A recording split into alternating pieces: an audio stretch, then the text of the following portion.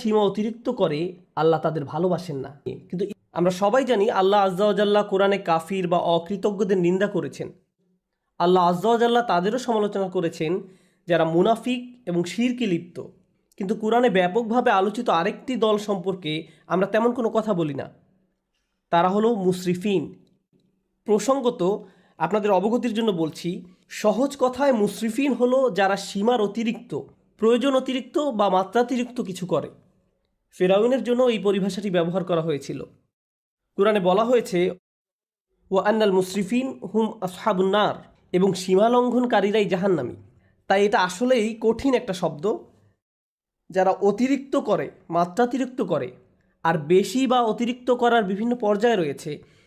আল্লাহ তাআলা কোরআনে একজন নবীর উদ্ধৃতি দিয়েছেন যখন তিনি তার সম্প্রদায়কে উদ্দেশ্য করে বলছিলেন ওয়ালা তুতিউ আমরাল মুসরিফিন, এবং তোমরা সীমা লঙ্ঘনকারীদের নির্দেশের আনুগত্য করো না। সুতরাং দেখা যাচ্ছে সীমার অতিরিক্ত করা একটা ঘৃণিত খারাপ গুণ, আর বিষয়টা উপলব্ধি করা গুরুত্বপূর্ণ। আল্লাহ আজ্জা ওয়া জাল্লা আকাশের বর্ণনা দিতে গিয়ে বলেছেন অসামা আর রফাআহা ওয়া ওয়াদাআল মিজান, অর্থাৎ তিনি আকাশকে সমুন্নত করেছেন আর তাতে তিনি পাল্লা স্থাপন করেছেন, ভারসাম্য স্থাপন করেছেন।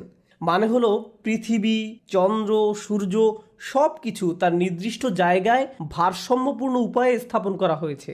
দিন রাতের সাথে ব্যালেন্স রক্ষা করে চলে। মহাকাশে যা কিছু আছে কুল্লুন ফি ফালাকি ইয়াসবাহুন, সবাই আপন আপন কক্ষপথে বিচরণ করে। এভাবেই আল্লাহ বিষয়সমূহ পছন্দ করেন। বিভিন্ন জিনিস একে অন্যের সাথে সঙ্গতি এবং ভারসাম্য বজায় রেখে চলুক। সূরা আর রহমানে আল্লাহ এই ব্যাপারটি বর্ণনা করার পর আরও যোগ করেন আল্লাহ তাতাগাউ ফিল মিজান, যাতে তোমরা ভারসাম্য লঙ্ঘন না করো, যাতে তোমরা ভারসাম্য রক্ষা করে চলো এবং কোনো কিছু সীমার অতিরিক্ত বা মাত্রাতিরিক্ত না করো।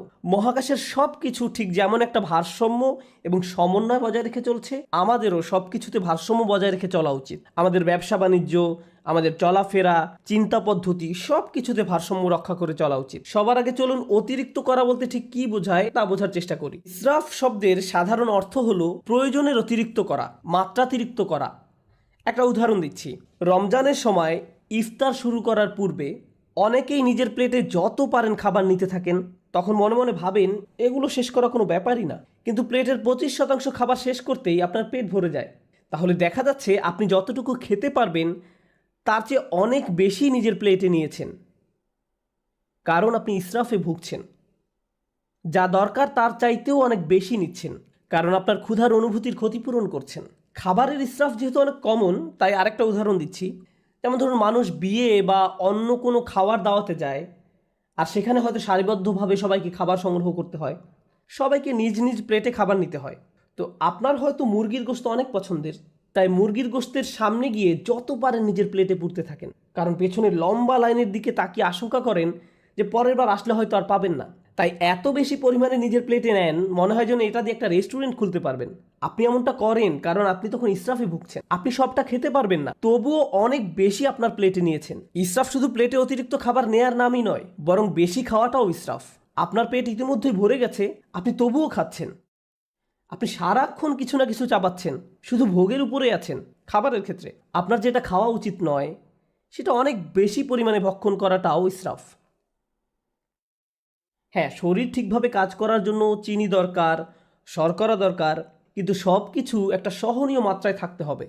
এখন আপনি যদি সারাক্ষণ চকলেট বা মিষ্টি জাতীয় খাবার খেতে থাকেন, ঠিক প্রকৃতিতে যেমন ভারসাম্য রয়েছে, ঠিক তেমনি আপনি যদি খাবারের ভারসাম্য বিনষ্ট করেন, একটার চেয়ে অন্যটা বেশি পরিমাণে খান, আপনার শরীরে এর বিরূপ প্রতিক্রিয়া দেখা দিবে। এই প্রতিক্রিয়া হয়তো এখন দেখা যাচ্ছে না, কিন্তু 1 দশক পরে হার্টের সমস্যা, ডায়াবেটিসের জন্য ডাক্তারের শরণাপন্ন হতে হচ্ছে, কারণ আপনি ইসরাফে ভুগছিলেন। তাহলে দেখা যাচ্ছে ইসরাফ একজন মানুষের জীবনে বহু খারাপ পরিণতি নিয়ে আসে। আমি খাবারের উদাহরণ দিয়ে শুরু করেছি, কিন্তু ইসরাফ খরচ করার ক্ষেত্রেও হতে পারে। আপনি মার্কেটে গিয়েছেন একটা ব্যাগ কিনতে, কিন্তু নিয়ে এসেছেন 3টি ব্যাগ, কারণ 3টা ব্যাগের কালারই খুব সুন্দর। অথবা দোকানে গিয়েছেন শুধু ডিম কেনার জন্য, কিন্তু বাজার শেষে দেখেন $200 খরচ করে ফেলেছেন, কারণ যা সামনে পড়েছে সব ঝুড়িতে পড়েছেন। এটাও ইসরাফ। আপনার দরকার ছিল না, কিন্তু ভেবেছেন এখন দরকার নেই, পরে হয়তো লাগবে। ওইটা দরকার হতে পারে, এটা দরকার হতে পারে। এভাবে নিজেকে বুঝিয়েছেন আপনার এগুলো দরকার। এই কারণে কিছু মানুষ জিনিসপত্র অতিরিক্ত জমানোর সমস্যায় ভোগেন। তাদের এত জামা কাপড় যে ওয়ারড্রোবে জায়গা হয় না। তাদের আলমারি 1987 সাল থেকে জমানো কাপড়ে পূর্ণ হয়ে আছে। মানুষ এভাবে অপ্রয়োজনীয় জিনিসপত্র সংগ্রহ করে রাখে। যেটা আসলে সে ব্যবহার করে না, কাজে লাগায় না, এটাও এক ধরনের ইসরাফ। আপনি বাসায় গেলে নিজেই বলতে পারবেন জিনিসপত্র জমিয়ে রাখার সমস্যায় ভুগছেন কিনা। যদি দেখেন এখানে সেখানে ছোটোখাটো জিনিসপত্র পড়ে আছে, বুঝতে পারছেন না কোথায় রাখবেন, জানেনও না এটা আসলে কোন কাজে লাগে, মনে মনে ভাবেন এটা আসলে কি কাজে লাগে, এরকম যদি অনেক থাকে সম্ভবত আপনি ইসরাফে ভুগছেন। তো জমিয়ে রাখা আর অতিরিক্ত চাওয়া একজন মানুষের জীবনের সত্যিকারের সমস্যা হিসেবে দেখা দিতে পারে। খাওয়া এবং জমিয়ে রাখার অভ্যাস ছাড়াও ইসরাফ হতে পারে বিনোদনের ক্ষেত্রে। সবারই মাঝে মাঝে একটু রিল্যাক্স দরকার পড়ে। সোশ্যাল মিডিয়ায় কিছু একটা দেখা, কোথাও ঘুরতে যাওয়া বা কিছুক্ষণ খেলাধুলা করার মাধ্যমে একটু বিরতি নিতে পারেন, এটা সমস্যা না। কিন্তু কিছু কিছু মানুষের জন্য তার গোটা জীবনটাই যেন একটা বিরতি। ঘুম থেকে উঠেই বিনোদন করা শুরু করে, ঘুমোতে যাওয়ার সময়ও বিনোদন করে, একটার পর একটা জিনিস ক্লিক করতে থাকে, এভাবে ঘন্টার পর ঘন্টা পার হয়ে যায়। এটাও এক ধরনের ইসরাফ। কারোর সাথে বসবাস করা ঠিক আছে, কিন্তু হোয়াটসঅ্যাপে যদি আপনার বসবাস হয়ে থাকে তাহলে সেটা তো সমস্যা। সুতরাং সব কিছুর একটা ভারসাম্য যেমন আছে, ঠিক তেমনি অতিরিক্ত করে ফেলার ঝুঁকিও আছে। আর কোনো কিছুতে অতিরিক্ত ডুবে থাকা আসলেই সমস্যাজনক। আল্লাহ আয্যা ওয়া জাল্লা এক জায়গায় সবচেয়ে কম ধমকের সুরে বলছেন, ইন্নাল্লাহা লা ইউহিব্বুল মুসরিফিন, নিশ্চয়ই যারা সীমা অতিরিক্ত করে আল্লাহ তাদের ভালোবাসেন না। কিন্তু ইসরাফ বিষয়ক যে আয়াতটি আমি আপনাদের সাথে শেয়ার করতে চাই, সূরা ইউনুসের আয়াত, আমি খুতবার শুরুতে আয়াতটি তেলাওয়াত করেছিলাম। বক্তব্য চলাকালে অন্যান্য ইসরাফ সম্পর্কেও আলোকপাত করব ইনশাআল্লাহ। এখানে যে ব্যাপারটি তিনি তুলে ধরেছেন তা কোরআনের আরও কিছু জায়গাতেও আলোচনা করা হয়েছে। তিনি বলছেন, মানুষ যখন কঠিন কোনো পরিস্থিতিতে পড়ে যায়, সেটা অর্থনৈতিক কোনো সমস্যা হতে পারে, স্বাস্থ্যগত কোনো সমস্যা হতে পারে, পারিবারিক কোনো সমস্যা হতে পারে, ধর্মীয় সংকট হতে পারে, যে কোনো ধরনের সংকটই হোক না কেন, যা মানুষের উপর পতিত হয়, দাআনা লিজানবিহি আও কাঈদান আও কাঈমান, তখন সে আল্লাহকে ডাকতে থাকে, ইয়া আল্লাহ, আমাকে এই পরিস্থিতি থেকে বাঁচিয়ে দিন, একমাত্র আপনিই আমাকে এখন বাঁচাতে পারেন, আমি সব উপায়ে চেষ্টা করেছি, আমাকে সাহায্য করার আর কেউ নেই একমাত্র আপনি ছাড়া। যে ব্যক্তি দাঁড়িয়ে বসে শয়নে আল্লাহকে ডাকতে থাকে, ইয়া আল্লাহ, আমার এই সমস্যাটা দূর করে দিন, আমাকে সাহায্য করুন, আমাকে সাহায্য করুন, আমাকে সাহায্য করুন, তখন সে বেপরোয়া হয়ে আল্লাহকে ডাকতে থাকে।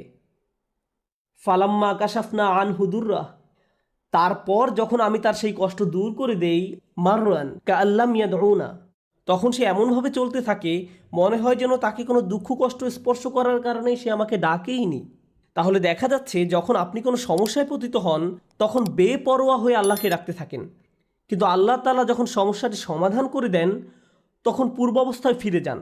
তখন আমরা এমন আচরণ করি মনে হয় যেন আমরা আল্লাহর নিকট কোনো প্রার্থনা করিনি, আমাদের চোখ থেকে অশ্রু নির্গত হয়নি, কিন্তু আমরা ঠিকই তখন কেঁদেছিলাম। আর এখন আমাদের কষ্ট দূর করে দেওয়ার পর আমরা আল্লাহকে ভুলে গিয়েছি, নিজের মতো করে জীবনে চলা শুরু করেছি। আপনাদের মনে প্রশ্ন আসতে পারে যে এর সাথে তাহলে ইসরাফের সম্পর্ক কি? মনে হচ্ছে এর সাথে ইসরাফের কোনো সম্পর্ক নেই, কিন্তু আল্লাহ যেভাবে এই আয়াতের সমাপ্তি টেনেছেন তার সাথে এর সম্পর্ক রয়েছে। কাযালিকা যুয়্যিনা লিল মুসরিফিনা মা কানু ইয়ামালুন, এভাবেই যারা সীমার অতিরিক্ত করে তাদের জন্য তাদের কাজকর্মগুলোকে চাকচিক্যময় বানিয়ে দেওয়া হয়েছে। এই আয়াতটি আমাদের জীবনের খুবই গোপন একটা বিষয় সম্পর্কে জানান দিচ্ছে।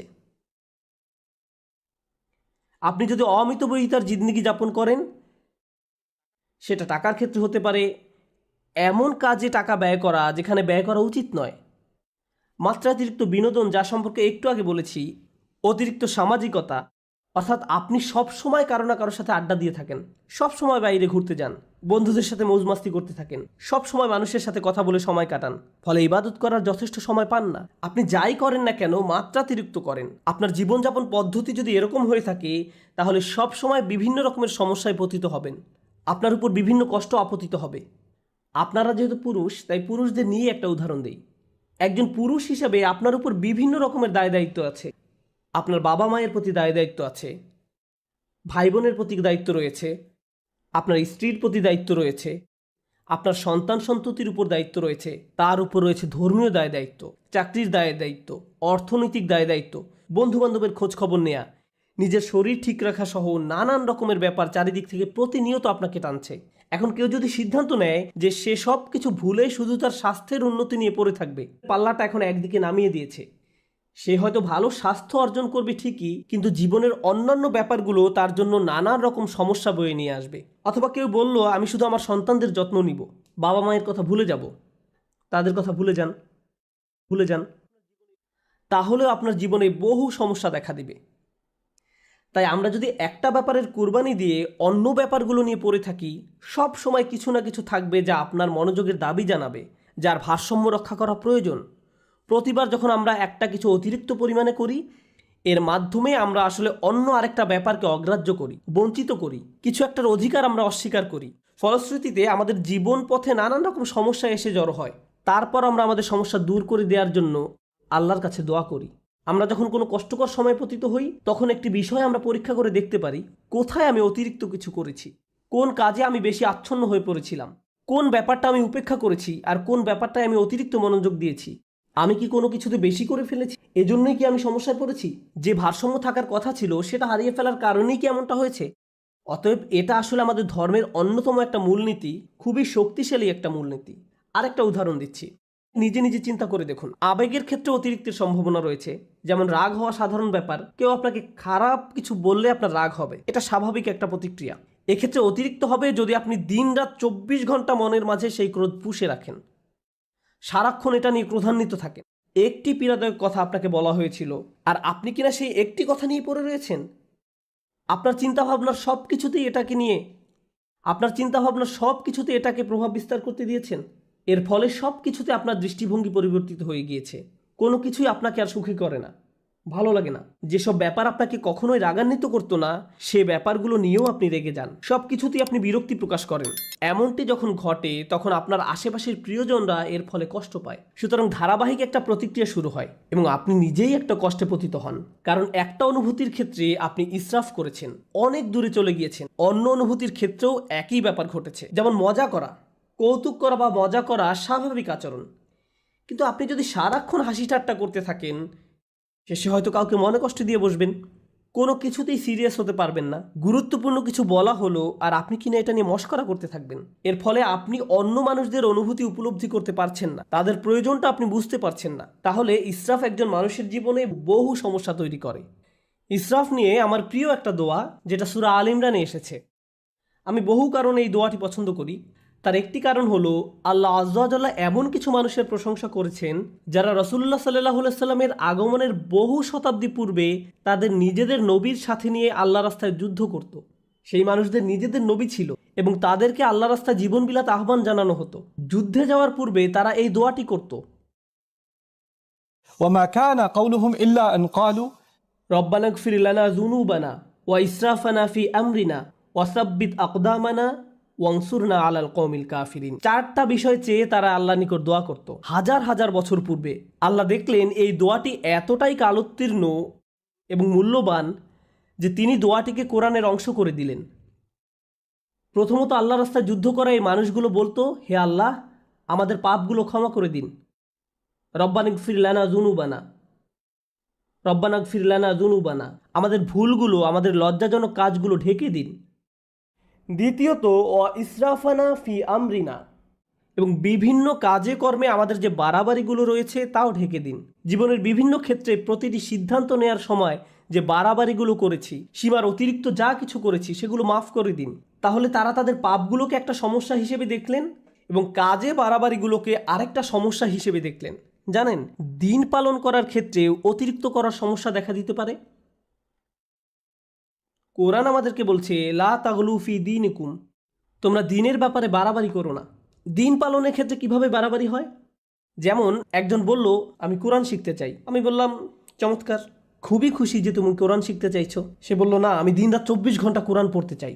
আমি বললাম, একটু থামো, তোমার ফ্যামিলি আছে, তাদের প্রতি তোমার দায়িত্ব কর্তব্য রয়েছে, তোমার চাকরি আছে, তোমাকে তোমার ছেলে মেয়েদের দেখাশোনা করতে হবে, তোমার স্বামী বা স্ত্রীর জন্য সময় ব্যয় করতে হবে। না না, আমি শুধু আল্লাহর কালাম শিখতে চাই, আল্লাহর কালাম আমার জন্য যথেষ্ট, আল্লাহ তাদের দেখাশোনা করবে। আমি বললাম, যে বইটা তুমি সারাদিন পড়ছো সেটাই তোমাকে এই দায় দায়িত্বগুলো পালন করার কথা বলছে।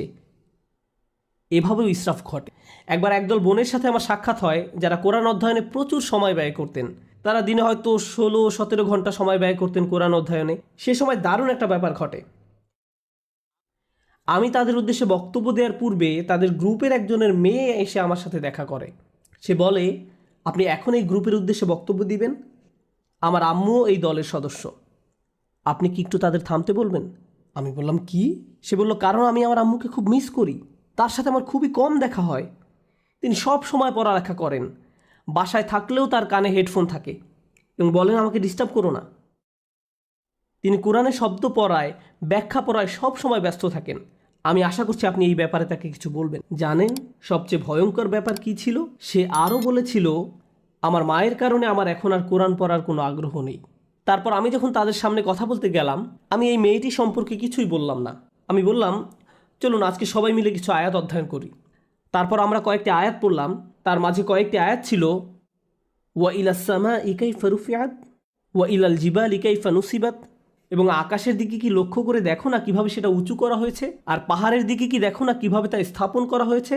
তারপর আমি জিজ্ঞেস করলাম, আপনাদের কে কে এই আয়াতগুলো অধ্যয়ন করেছেন? সবাই হাত তুলল। তারপর বললাম, আপনাদের কে কে পাহাড় পর্বত দেখেছেন? আপনাদের কে কে রাতের আকাশে তারা দেখেন?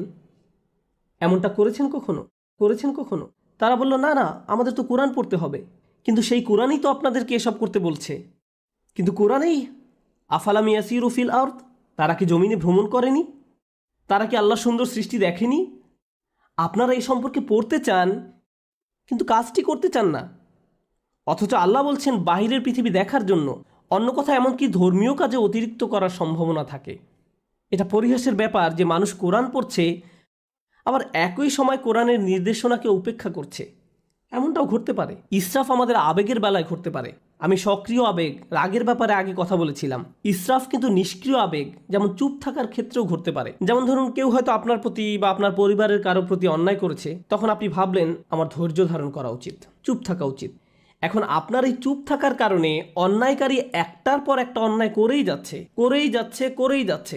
আপনি ভাবছেন আমার ধৈর্যের পরীক্ষা হচ্ছে, আমাকে আরও বেশি চুপ থাকতে হবে। আপনার এই চুপ থাকার কারণে অন্যায় করার পরিমাণ এখন আরও 10 গুণ বৃদ্ধি পেয়েছে। আপনি এখানে ইসরাফ করেছেন। আপনার চিৎকার চেঁচামেচি করার দরকার নেই, আবার ব্যাপারটা নিয়ে অজ্ঞ থাকারও কথা নয়। আপনার তো অন্তত পক্ষে সত্যটা মুখ দিয়ে বলার দরকার ছিল, কালোকে কালো বলার দরকার ছিল, যা সত্যি তা বলা উচিত ছিল। ওয়াতাওয়াসাউ বিল হক বলতে তো এটাই বোঝায়, তারা একে অন্যকে সত্যের উপদেশ দেয়। বিষয়টা যেমন তাকে তেমনই বলা উচিত ছিল। যদি অন্যায় হয়ে থাকে, অন্যায় বলতে হবে, সরি মা, এটা ঠিক নয়, সরি বাবা, এটা ভুল, সরি আমার স্বামী বা স্ত্রী, তুমি ঠিক কাজ করনি। অন্যায় করলে বলতে হবে। আপনি যদি এই কাজটি না করেন, তাহলে আপনি নিজের বিরুদ্ধে ইসরাফ করলেন বা অন্য কারো বিরুদ্ধে করলেন। তাহলে দেখা যাচ্ছে স্থান, কাল, পাত্র ভেদে ইসরাফ বিভিন্নভাবে প্রকাশ পেতে পারে। আমি আপনাদের সকল ক্ষেত্রের উদাহরণ দিতে পারবো না। আপনাকে আপনার নিজের জীবনের দিকে সতর্ক দৃষ্টি ফেলতে হবে। কোথায় আমি অনেক বেশি করছি আর কোথায় আমি যথেষ্ট পরিমাণ করছি না, কোন জায়গা থেকে আমি ফোকাস কমিয়ে ফেলেছি। এমনকি ভালোবাসার ক্ষেত্রেও ইসরাফ ঘটতে পারে। আপনি কাউকে নিয়ে অতিরিক্ত মাত্রায় আচ্ছন্ন হয়ে পড়েন, অতিরিক্ত পরিমাণ ডুবে থাকেন। মা তার সন্তানের প্রতি মাত্রাতিরিক্ত আসক্ত হয়ে পড়ে। সব সময় সে তার ছেলের চিন্তায় মশগুল থাকে। কি করছে এখন, কি খেয়েছো, ভালোভাবে ঘুমিয়েছো, তুমি কি এখনও অফিসে, বাসায় আসবে কখন, বাসায় আসছো না কেন। সারাক্ষণ ছেলের চিন্তা তাকে ব্যস্ত করে রাখে। কোনো মা যদি এমনটা করে, তাহলে সে তার স্বামীর প্রতি কর্তব্য পালন করতে পারবে না। তাহলে সালাতে যেভাবে তার মনোযোগ রাখার কথা ছিল রাখতে পারবে না। তাহলে সে তার নিজের স্বাস্থ্যের যত্ন নেওয়ারও সময় পাবে না। এক্ষেত্রেও আমরা একই পরিণতি দেখতে পাচ্ছি। আপনি যখন একদিকে মাত্রাতিরিক্ত মনোযোগ দিবেন, তখন অন্য দিকগুলোর ভারসাম্য নষ্ট হবে। আর এই ভারসাম্য ঠিক রাখা সহজ ব্যাপার নয়। এজন্যই এই দোয়ার কথাগুলো আসলেই তাৎপর্যপূর্ণ। প্রথমে আমরা আল্লাহর কাছে আমাদের গুনাহ মাফের জন্য দোয়া করছি, তারপর আমরা দোয়া করছি আমাদের কাজকর্মে বাড়াবাড়িগুলো ঢেকে দেওয়ার জন্য। অন্য কথায়, যখনই আপনি কোনো কিছু মাত্রাতিরিক্ত করে ফেলছেন, নিশ্চয়ই এর ফলে অন্য কিছুর ভারসাম্য বিনষ্ট হয়ে গিয়েছে। ওয়াসাব্বিত আকদামানা, আমাদেরকে দৃঢ়পদ রাখুন, আমাদেরকে অবিচল রাখুন। সাব্বিত আকদামানা, পা সুদৃঢ় করুন। আমরা এখান থেকে কি শিখছি? ইসরাফ কি করে? ইসরাফ আপনার জীবনের ভারসাম্য নষ্ট করে ফেলে। আমরা সূরা ইউনূসের অন্য একটি আয়াত শিখেছি, ইসরাফ আমাদের জীবনে নানা রকম সমস্যা নিয়ে আসে। আর এখানে আমরা শিখছি আমাদের পা দৃঢ় থাকবে না যদি আমাদের জীবনে ইসরাফ থাকে। প্রতিবার যখন কিছু আপনি মাত্রাতিরিক্ত করছেন, জীবনের অন্য কিছু তার গতিপথ হারিয়ে ফেলতে পারে। আপনার জীবনে এখন উদ্বেগ উৎকণ্ঠা দেখা দিয়েছে, আপনি সমন্বয় অনুভব করতে পারছেন না, আপনি আপনার অন্তর দিয়ে তা উপলব্ধি করতে পারেন এবং বাইরে থেকেও সঠিক মনে হয়, কিন্তু সব কিছু যখন ভারসাম্য হারিয়ে ফেলে ঠিকমতো ঘুমাতে পারেন না, মানসিক শান্তি হারিয়ে যায়। আপনার চিন্তাভাবনার দিকে নজর দিলেই বুঝতে পারবেন ইসরাফ করছেন কিনা। শুধু নিজের চিন্তার দিকে নজর দিলেই, যদি আপনার পা দৃঢ় থাকে এবং যে অবস্থায় আছেন সেখানে যদি নিজেকে নিরাপদ অনুভব করেন, এটা আসলে প্রমাণ করে যে আপনার জীবন থেকে ইসরাফ দূর হয়ে গিয়েছে। রব্বানা গফির লানা যুনুবানা ওয়া ইসরাফানা ফি আমরিনা ওয়া সাব্বিত আকদামানা। সবশেষ যেহেতু আপনি আপনার জায়গায় অবিচল আছেন, এজন্য অংসুরনা আলাল কওমিল কাফিরিন, আমাদেরকে কাফেরদের মোকাবেলায় সাহায্য করুন। আল্লাহ মানুষদের প্রার্থনার কথাগুলো বর্ণনা করেছেন। যুদ্ধে যাওয়ার পূর্বে আমাদেরকে শক্তিশালী করে তুলুন। এখানে কিভাবে আপনি শক্তিশালী হয়ে উঠবেন? সবার আগে আল্লাহ আপনাকে ক্ষমা করে দিবেন, তারপর আপনাকে অতিরিক্তের ক্ষতি থেকে বাঁচিয়ে দিবেন। ফলশ্রুতিতে আপনি শক্তিশালী হয়ে উঠবেন, আর তাই এখন আপনি শত্রু মোকাবেলা করার জন্য প্রস্তুত। অংসুরনা আলাল কওমিল কাফিরিন। এভাবে গভীর দৃষ্টিকোণ থেকে চিন্তা করলে আমরা বুঝতে পারবো কিভাবে আমাদের জীবনে ব্যালেন্স রক্ষা করব, কিভাবে আমাদের জীবনে ভারসাম্য ফিরিয়ে আনবো। আল্লাহ আযজা ওয়া জাল্লা ইসরাফ সম্পর্কে জিজ্ঞাসা করবেন। আপনাদের কেউ কেউ নিজের ছেলে মেয়েদের ভালোবাসার ক্ষেত্রেও ইসরাফ করেন। আপনি একজনের চেয়ে অন্যজনের প্রতি বেশি ভালোবাসা দেখান। এমনকি আপনি যদি খারাপ ব্যবহার নাও করেন, একজন কাছে আসলে তাকে আদর করে জড়িয়ে ধরেন, চুমু খান, আর অন্যজন কাছে আসলে তাকে দূর থেকে আসসালামু আলাইকুম, তাকে কাছে টেনে নেন না। আপনি তার সাথে খারাপ আচরণ করেননি, কিন্তু তবু এটি ইসরাফ।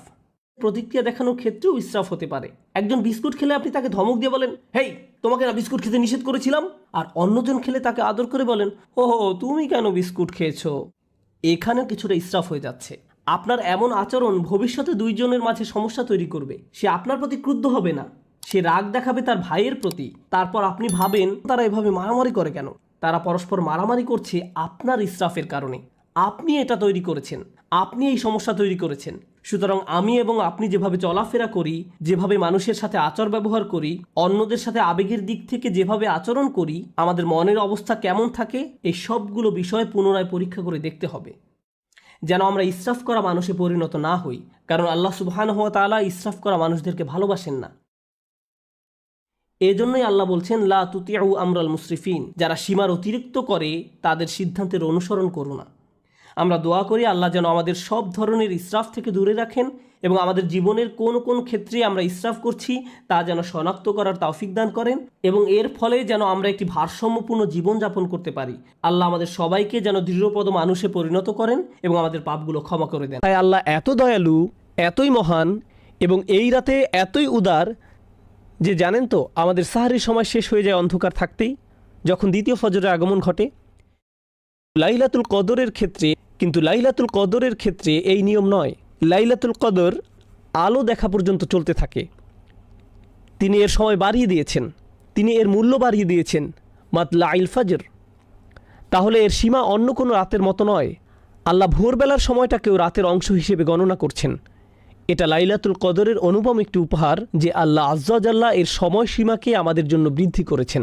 আজ আমরা আলোচনা শুরু করছি ইনশাআল্লাহ তাআলা ৯৭ নম্বর সূরা দিয়ে। এই সূরার নাম সূরাতুল কদর।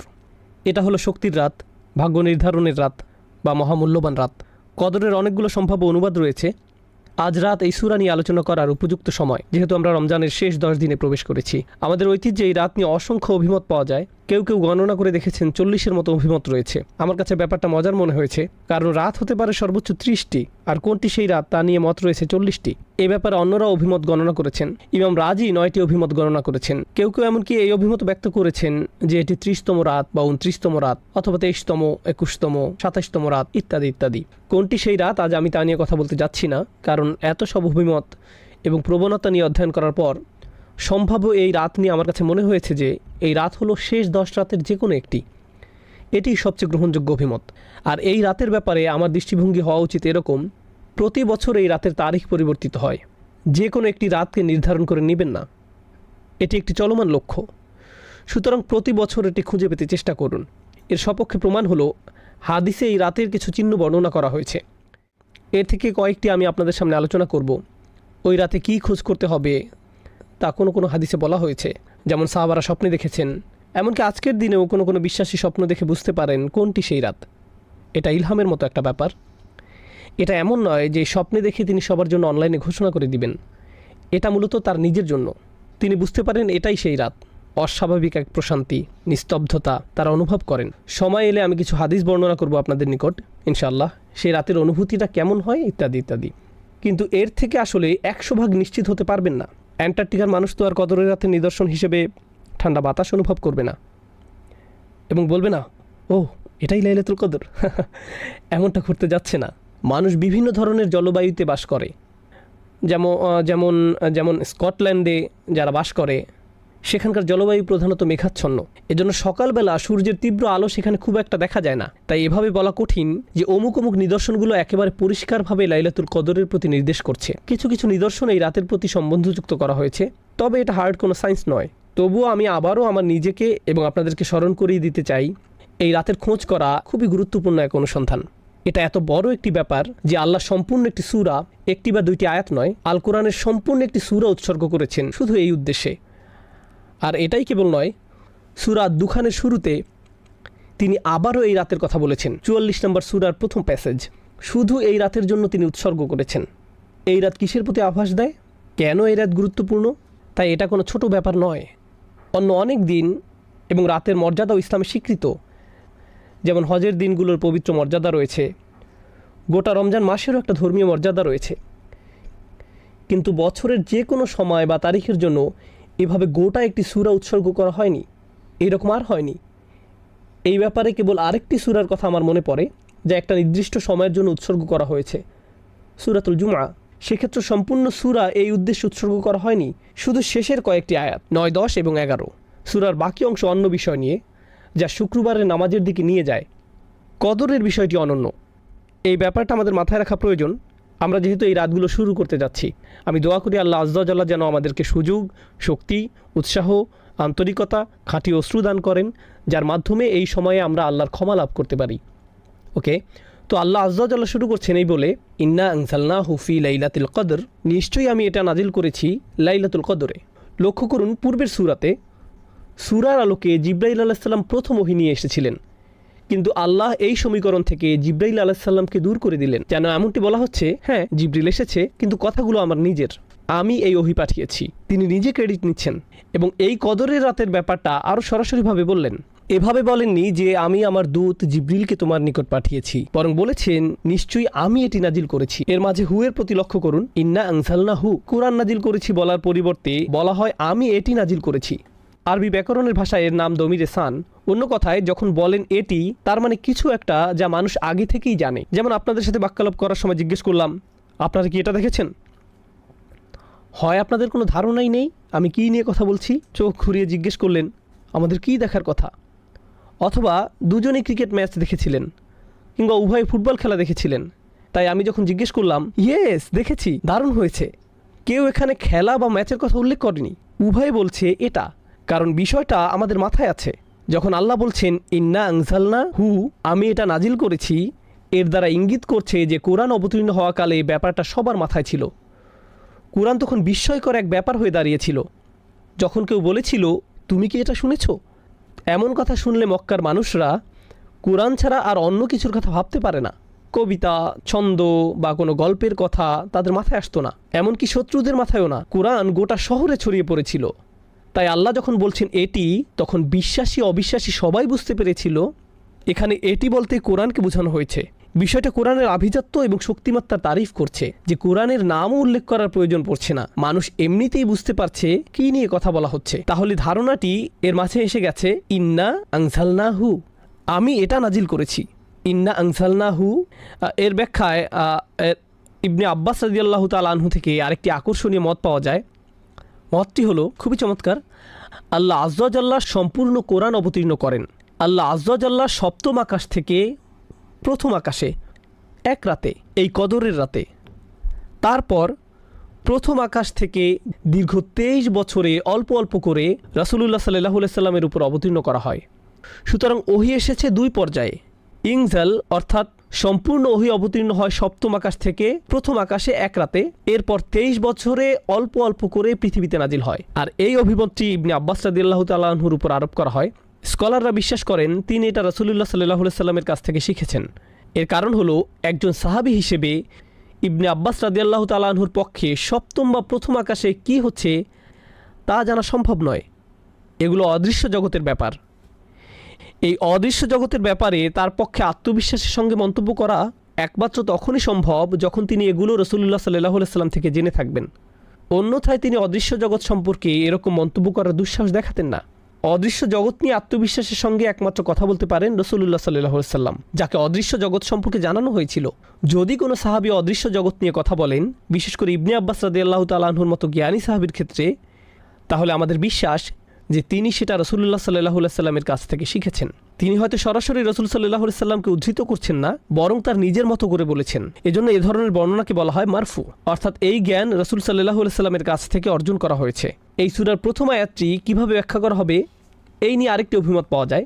এটাকে এমনভাবে ব্যাখ্যা করা যায়, আমি কদরের রাতে এটি পাঠানো শুরু করেছি, অর্থাৎ মহানবী সাল্লাল্লাহু আলাইহি ওয়াসাল্লামের প্রতি কোরআন অবতীর্ণ হওয়া শুরু করে এই রাতে। কেউ কেউ যুক্তি দেখান এখানে হু আগের সূরা ইকরা বিইসমি রাব্বিকাল্লাযী, এটা হলো আল্লাযী খলাক, সেই ওহী আমি কদরের রাতে নাজিল করেছি। তাহলে এটি ওইটার প্রতি ইঙ্গিত করছে। এই সূরা অধ্যয়নকালে গুরুত্বহীন আরেকটি অভিমত পাওয়া গেছে। এটা আসলে তেমন কোনো বিষয় না, তারপরেও আমি একাডেমিক উদ্দেশ্যে তা উল্লেখ করছি। কেউ কেউ এই অভিমত ব্যক্ত করেছেন যে এই লাইলাতুল কদর রমজান মাসের প্রতি নির্দেশ করছে না, এটা শাবান মাসের মধ্যরাতের প্রতি নির্দেশ করছে। কারণ কয়েকটি বর্ণনা আয়েশা রাদিয়াল্লাহু তাআলা আনহার প্রতি আরোপ করা হয়, যেখানে তিনি শাবান মাসের ফজিলতের কথা উল্লেখ করেছেন। একে লাইলাতুল মুবারাকাও বলা হয়। তাই তারা এই অভিমত ব্যক্ত করেছেন যে সম্ভবত এটি রমজান মাসের কথা বলছে না, এটা শাবান মাসের মধ্যরাত সম্পর্কে বলছে। কিন্তু এই অভিমতটি সরাসরি বাতিল করে দেয়া হয়েছে। এর বহু কারণ আছে, আমি শুধু একটি কারণ বলছি। আল্লাহ সুস্পষ্টভাবে কোরআন সম্পর্কে বলেছেন, শাহরু রমাদান আল্লাযী উনজিলা ফীহিল কুরআন, রমজান মাস, এই মাসেই কোরআন অবতীর্ণ করা হয়েছে। রমজান মাসের প্রতিটি রাত কোরআন অবতীর্ণের মাসের অন্তর্গত। তাই আল্লাহ যেহেতু বলছেন আমি এটি লাইলাতুল কদরে অবতীর্ণ করেছি, সুতরাং লাইলাতুল কদর কেবল রমজান মাসেই হওয়া সম্ভব। এই দুইটি একে অপরের সাথে ওতপ্রোতভাবে জড়িয়ে আছে, একে অন্যভাবে দেখার অবকাশ নেই। এখন আমি কদর শব্দের অর্থ নিয়ে কিছু কথা শেয়ার করতে চাই। তিনভাবে কদর শব্দের ব্যাখ্যা করা যায় বা চিন্তা করা যায়। তিনভাবে কদর শব্দের ব্যাখ্যা করা যায়। এই বিশ্লেষণ আমাদেরকে সূরার কাঠামো এবং এর অর্থ বুঝতে সাহায্য করবে ইনশাআল্লাহ তাআলা। আরবিতে কদর শব্দের একটি অর্থ হলো নিরূপণ করা, কিয়াস করা, কোনো কিছুর সীমা নির্ধারণ করে দেয়া। তাকদীর বলতে কোনো কিছুর চৌহদ্দি ঠিক করে দেয়া বোঝায়। কুরআনের অন্যত্র এসেছে কদ্দারনাহু মানাজিলা, আমরা চাঁদের জন্য বিভিন্ন পর্যায়ে নিরূপণ করে দিয়েছি। সুতরাং একভাবে এটাকে ব্যাখ্যা করা হয়েছে এভাবে যে সূরা দুখানের সাথে মিলে যায়। একটু পরে সেটা নিয়ে আলোচনা করব।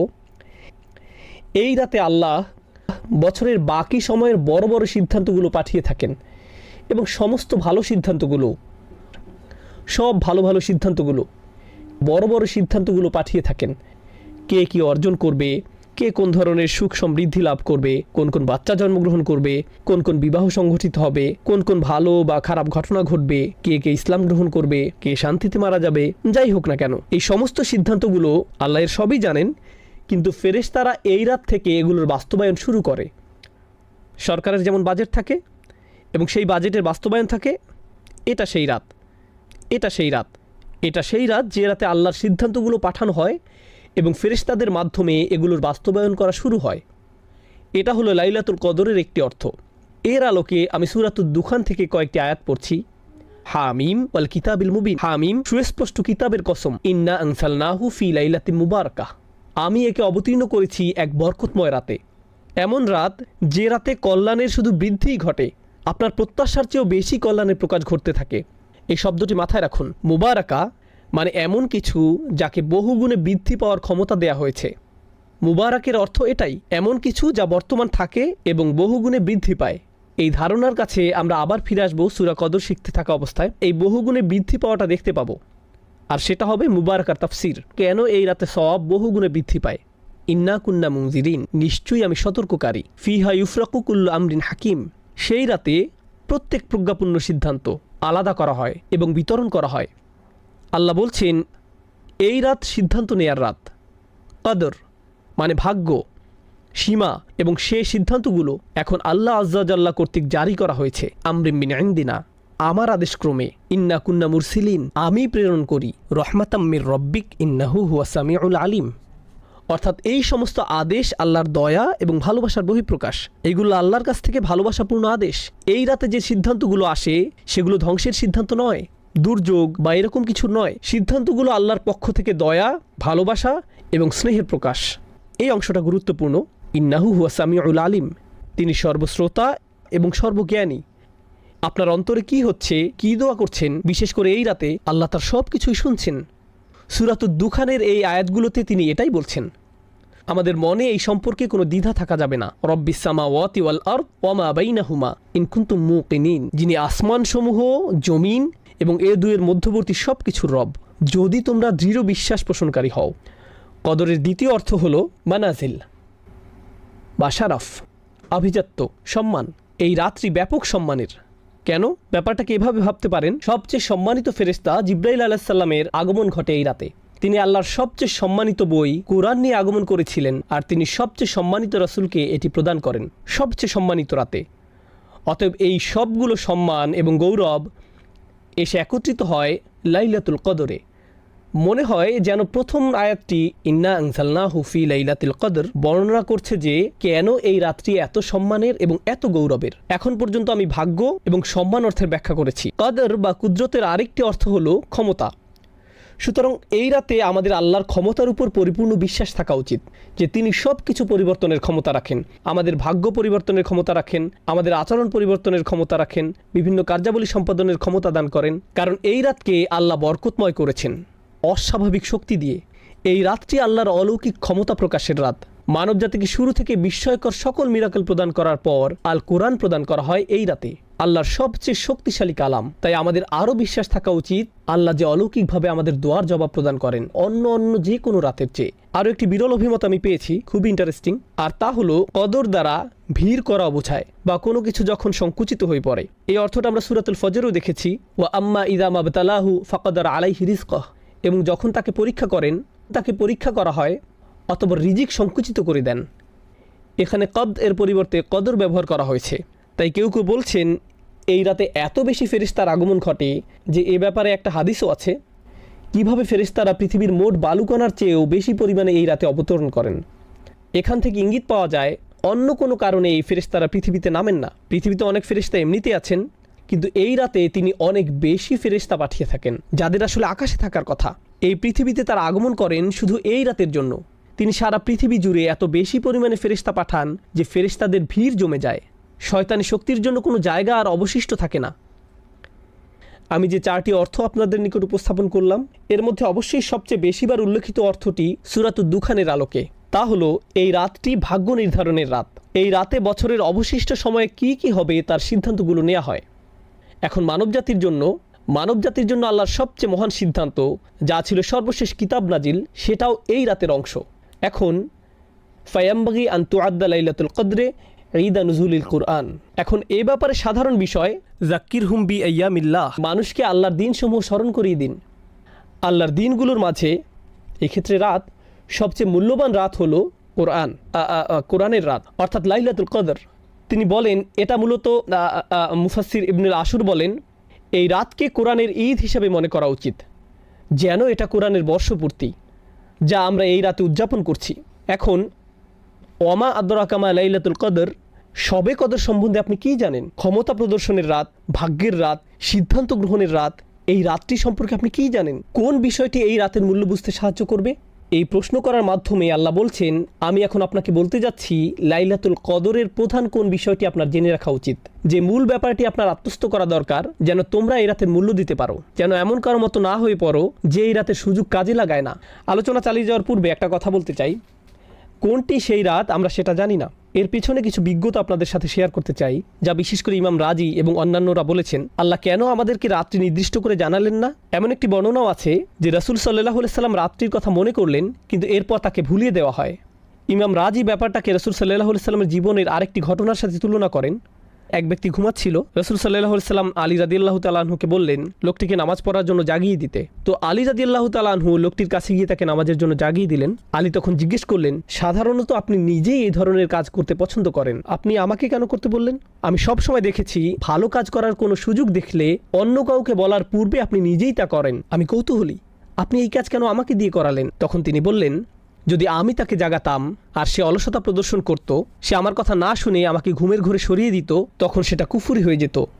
সে যদি তোমার প্রতি বিরক্তি প্রকাশ করত, তাহলে প্রমাণ হতো সে শুধু অলস। সে যদি আমার কথা না শুনতো তাহলে সেটা অনেক বড় একটা ব্যাপার হতো। ও আলামু আন্না ফিকুম রাসূলুল্লাহ, এই ব্যাপারটা মাথায় রেখে চিন্তা করুন, আমরা যদি জানতাম আজ লাইলাতুল কদর কিন্তু আমরা মিস করলাম, তখন এটা হবে বিশাল এক অপরাধ। গোটা একটা সূরা নাজিল হবার পর যে এই রাতের মর্যাদা কত বেশি, কিন্তু ইমানদার ব্যক্তি যদি এমন করে ধুর আজ ভালো লাগছে না, তখন সেটা হতো ভয়ঙ্কর এক অপরাধ। কারণ এই রাতের মর্যাদা যেমন বিশাল, তেমনি একে ভুলে যাওয়া বিশাল অপরাধ। এটা আসলে আল্লাহর দয়া যে তিনি সেই দরজা উন্মুক্ত করেননি, তিনি বলেননি এটা হলো সেই রাত, আর কোনো সমস্যা নেই। আল্লাহ আমাদেরকে তাদের অন্তর্ভুক্ত করুন যারা বিনয়ের সাথে এই রাতের অনুসন্ধান করে এবং খুঁজে পায়। যাই হোক, এখন লাইলাতুল কদরের প্রথম উপকারিতা, লাইলাতুল কদরি খৈরুম মিন আলফি শাহর। শবে কদর হলো 1000 মাস অপেক্ষা শ্রেষ্ঠ। কেউ কেউ এই 1000 মাসকে আক্ষরিক অর্থেই নিয়েছেন এবং গণনা করে বের করেছেন 1000 মাস সমান সমান 83 বছর 4 মাস। সুতরাং আজকে যদি শবে কদর হয় আর আপনি ফজরের নামাজ আদায় করেন, তাহলে আপনি 83 বছরের জন্য ছুটি নিতে পারেন। না না, এমনটা নয়। এই আয়াতের অর্থ এটা নয়, এই আয়াতের অর্থ এটা নয়। আরেকটি ব্যাপার যেটা লক্ষণীয়, আল্লাহ তাআলা বিভিন্ন পরিমাপে সময়ের উল্লেখ করেন, যেমন হাজার বছর, আলফা সানাতিন, কখনো যোগ করেন মিম্মা তাউদ্দুন, তোমাদের গণনার হিসেবে। অন্য কথায় এই আয়াতে এই অর্থটাও এখানে সুপ্ত আছে যে তোমাদের গণনার হিসেবে 1000 মাস থেকেও এই রাত উত্তম। 80 বছরের কিছু বেশি মূলত একজন স্বাভাবিক মানুষের আয়ুষ্কাল। সুতরাং আল্লাহ বলছেন যে তোমাদের গণনার হিসেবে এই রাতটি গোটা একটি জীবনকালের চেয়ে উত্তম। এই রাতটি কাজে লাগাও, তাহলে তুমি গোটা একটি জীবনকাল কাজে লাগালে। সুবহানাল্লাহ। আমরা এখানে বাৎসরিক এই বছর থেকে পরের বছর পর্যন্ত সিদ্ধান্তগুলো নিয়ে ভাবছি, আর আল্লাহ আজ্জা জাল্লা যেন বলছেন, হ্যাঁ এই রাতটি এতটাই অভিজাত এবং শক্তিশালী যে এই রাতটি তোমাদের বাকি জিন্দেগির গতিপথ ঠিক করে দিতে পারে। লাইলাতুল কদরি খৈরুম মিন আলফি শাহর। এটা শুধু এমন না, আপনার 1 রাকাত নামাজ 1000 মাস 1 রাকাত নামাজ পড়ার সমান, একবার জিকির করা এভাবে 1000 মাস জিকির করার সমান। যদিও এই ব্যাপারটা খুবই চমৎকার, এই আয়াত আরও যে ব্যাপক অর্থ প্রকাশ করে তা হলো এই একটি রাত একটি সম্পূর্ণ জীবনকাল থেকেও শ্রেষ্ঠ। তাই আন্তরিকভাবে আমাদেরকে এই রাত ইবাদতে কাটাতে হবে, যেন আমরা নিজেদের মধ্যে ইতিবাচক পরিবর্তন নিয়ে আসতে পারি, এবং আশা করব যে আমাদের বাকি জীবন আল্লাহর রহমতে আশীর্বাদ পুষ্ট হয়ে উঠবে। এটা কদরের প্রথম মূল্য। প্রসঙ্গত, আরবিতে কদরের একটি অর্থ হলো মূল্য, এটা দামি রাত। তাই লাইলাতুল কদরি খৈরুম মিন আলফি শাহর বলার মাধ্যমে প্রথম প্রশ্নের জবাব দেওয়া হলো এই রাতের মূল্য কি। এটা যদি দামি রাত হয় তাহলে এর দাম কত? 1000 মাসের চেয়েও বেশি। প্রসঙ্গত, খৈরুম মিন তিনি বলেননি কত গুণ বেশি, এটা কি 1000 মাসের চেয়ে 1000 গুণ বেশি উত্তম? তিনি এখানে সংখ্যা নির্ধারণ করে দেননি, বলেছেন এটা 1000 মাসের চেয়েও উত্তম, অর্থাৎ 1000 মাস শুধু আপনার গণনায়, এর সীমা আরও বেশি। যদি বলা হতো লাইলাতুল কদরি মিসলু আলফি শাহর, কদরের রাত 1000 মাসের মতো, কিন্তু বলা হয়েছে 1000 মাসের চেয়ে উত্তম, তাহলে কদরের একটি মানে হলো মূল্য, আর এর মূল্য বলে দেওয়ার মাধ্যমে এর জবাব দেওয়া হলো এটা 1000 মাসের চেয়েও উত্তম। কদরের আরেকটি অর্থ হলো ডিক্রি বা আল্লাহর আদেশ, যা সব কিছুর জন্য আসে। তাই পরবর্তী আয়াতে কদরের অন্য এই অর্থটি নিয়ে কথা বলা হয়েছে, তানাজ্জালুল মালাইকাতু ওয়ার রূহ ফিহা বিইজনি রাব্বিহিম মিন কুল্লি আমরিন। সে রাতে ফেরেশতা ও রূহ তাদের রবের অনুমতিক্রমে, বাইবেলে যাকে হোলি স্পিরিট বলা হয়েছে, কোরআন তাকে অভিহিত করে রূহ নামে, মানে জিব্রাইল আলাইহিস সালাম। তাহলে ফেরেশতারা অবতরণ করেন, সাথে স্পেশাল গেস্ট জিব্রাইল আলাইহিস সালাম, ওহী নাজিলের আসল স্টার। সকল ফেরেশতাদের মধ্যে যিনি শুরুতে কোরআন নিয়ে এসেছিলেন, সেই মহান ফেরেশতা নিজেই আবার কোরআন বার্ষিকী উদযাপন উপলক্ষে পৃথিবীতে অবতরণ করেন। একবার চিন্তা করে দেখুন আমরা কি নিয়ে কথা বলছি। মুতাঈন সাম্মা আমিন, সবার মান্যবর, সেখানকার বিশ্বাসভাজন। শুধু তিনি নন, তার অরিজিনাল টিম যারা কোরআন নাজিলের সময় দলে দলে নেমে আসতেন, তারা সবাই কদরের রাতে পৃথিবীতে অবতরণ করেন। ইনি সেই জিবরিল আলাইহিস সালাম যিনি মুসা আলাইহিস সালাম, ঈসা আলাইহিস সালামের নিকট কিতাব নিয়ে এসেছিলেন, ও আইয়াদনাহু বিরূহিল কুদুস, এবং যিনি রাসূলুল্লাহ সাল্লাল্লাহু আলাইহি সাল্লামের নিকট ওহী নিয়ে আসতেন। আজকে তিনি আমাদের মাঝে, তার সকল অনুসারীরাও এবং অন্য সব ফেরেশতারা, তারা বিভিন্ন ডিপার্টমেন্টে কাজ করে। প্রথম আকাশে যেমন ফেরেশতারা আছেন, দ্বিতীয় আকাশে আছেন, তৃতীয় আকাশে আছেন, এভাবে সব আকাশে আছেন। ফেরেশতাদেরকে বিভিন্ন কাজের জন্য নিয়োগ করা হয়, যেমন 2 জন আমাদের গার্ড দিয়ে থাকেন, 2 জন আমাদের কর্মের হিসাব রাখেন, ফেরেশতারা আরশের চারপাশে ইস্তেগফাররত থাকে, ফেরেশতারা বিভিন্ন রকমের কাজ করেন। কদরের রাতে সব ফেরেশতাদের তাদের নিজস্ব কাজ থেকে মুক্তি দিয়ে দুনিয়াতে পাঠানো হয় এমনকি জিব্রাইল আলাইহিসসালাম অবতরণ করেন ইনদা সিদরাতিল মুনতাহা, সিদরাতিল মুনতাহার নিকট থেকে, যেখানে তার মাকাম, যেখানে তিনি আমিন, তিনি সেখান থেকে এই রাতের জন্য অবতরণ করেন। তো তিনি বলছেন সবাই অবতরণ করেন বিইজনি রব্বিহিম, তাদের প্রভুর অনুমতিক্রমে। এই ব্যাপারটা বোঝা গুরুত্বপূর্ণ। ফেরেশতাদের নিজস্ব দায়িত্ব রয়েছে, আল্লাহ তাদেরকে তাদের কাজ থেকে মুক্তি দিয়ে এই রাতের জন্য প্রেরণ করেন। এই জন্য বিইজনি রব্বিহিম এখানে গুরুত্বপূর্ণ। তিনি বলেন মিন কুল্লি আমর, আল্লাহর আদেশে তারা আসেন সকল বিষয় নিয়ে, সকল সিদ্ধান্ত নিয়ে। তার মানে এটা যদি স্বাস্থ্য সংক্রান্ত ব্যাপার হয়, ব্যক্তিগত কোনো ব্যাপার হয়, পারিবারিক ইস্যু, যুদ্ধ সংক্রান্ত ব্যাপার, আধ্যাত্মিক ব্যাপার, শারীরিক ব্যাপার, অর্থনৈতিক ব্যাপার, যে ব্যাপারই হোক না কেন, আল্লাহর আদেশে তারা সব ধরনের ব্যাপার সমাধান করতে আসেন এবং মানুষকে সব ইস্যুতে সাহায্য করেন। আল্লাহর কদরের ঘোষণা দিয়ে, আল্লাহর রাজকীয় আদেশের ঘোষণা দিয়ে এই রাতে তাদের জন্য যারা এর সন্ধান করে। তাহলে ফেরেশতারা আমাদের চারপাশে ভেসে বেড়ান, আমাদের সকল স্থান প্লাবিত করে ফেলেন। তারা আমাদেরকে তাই দিতে প্রস্তুত যা আল্লাহ আমাদের জন্য লিখে রেখেছেন। এটাই হলো তানাজ্জালুল মালাইকাতু ওয়ার রূহ ফীহা বিইজনি রাব্বিহিম মিন কুল্লি আমরিন।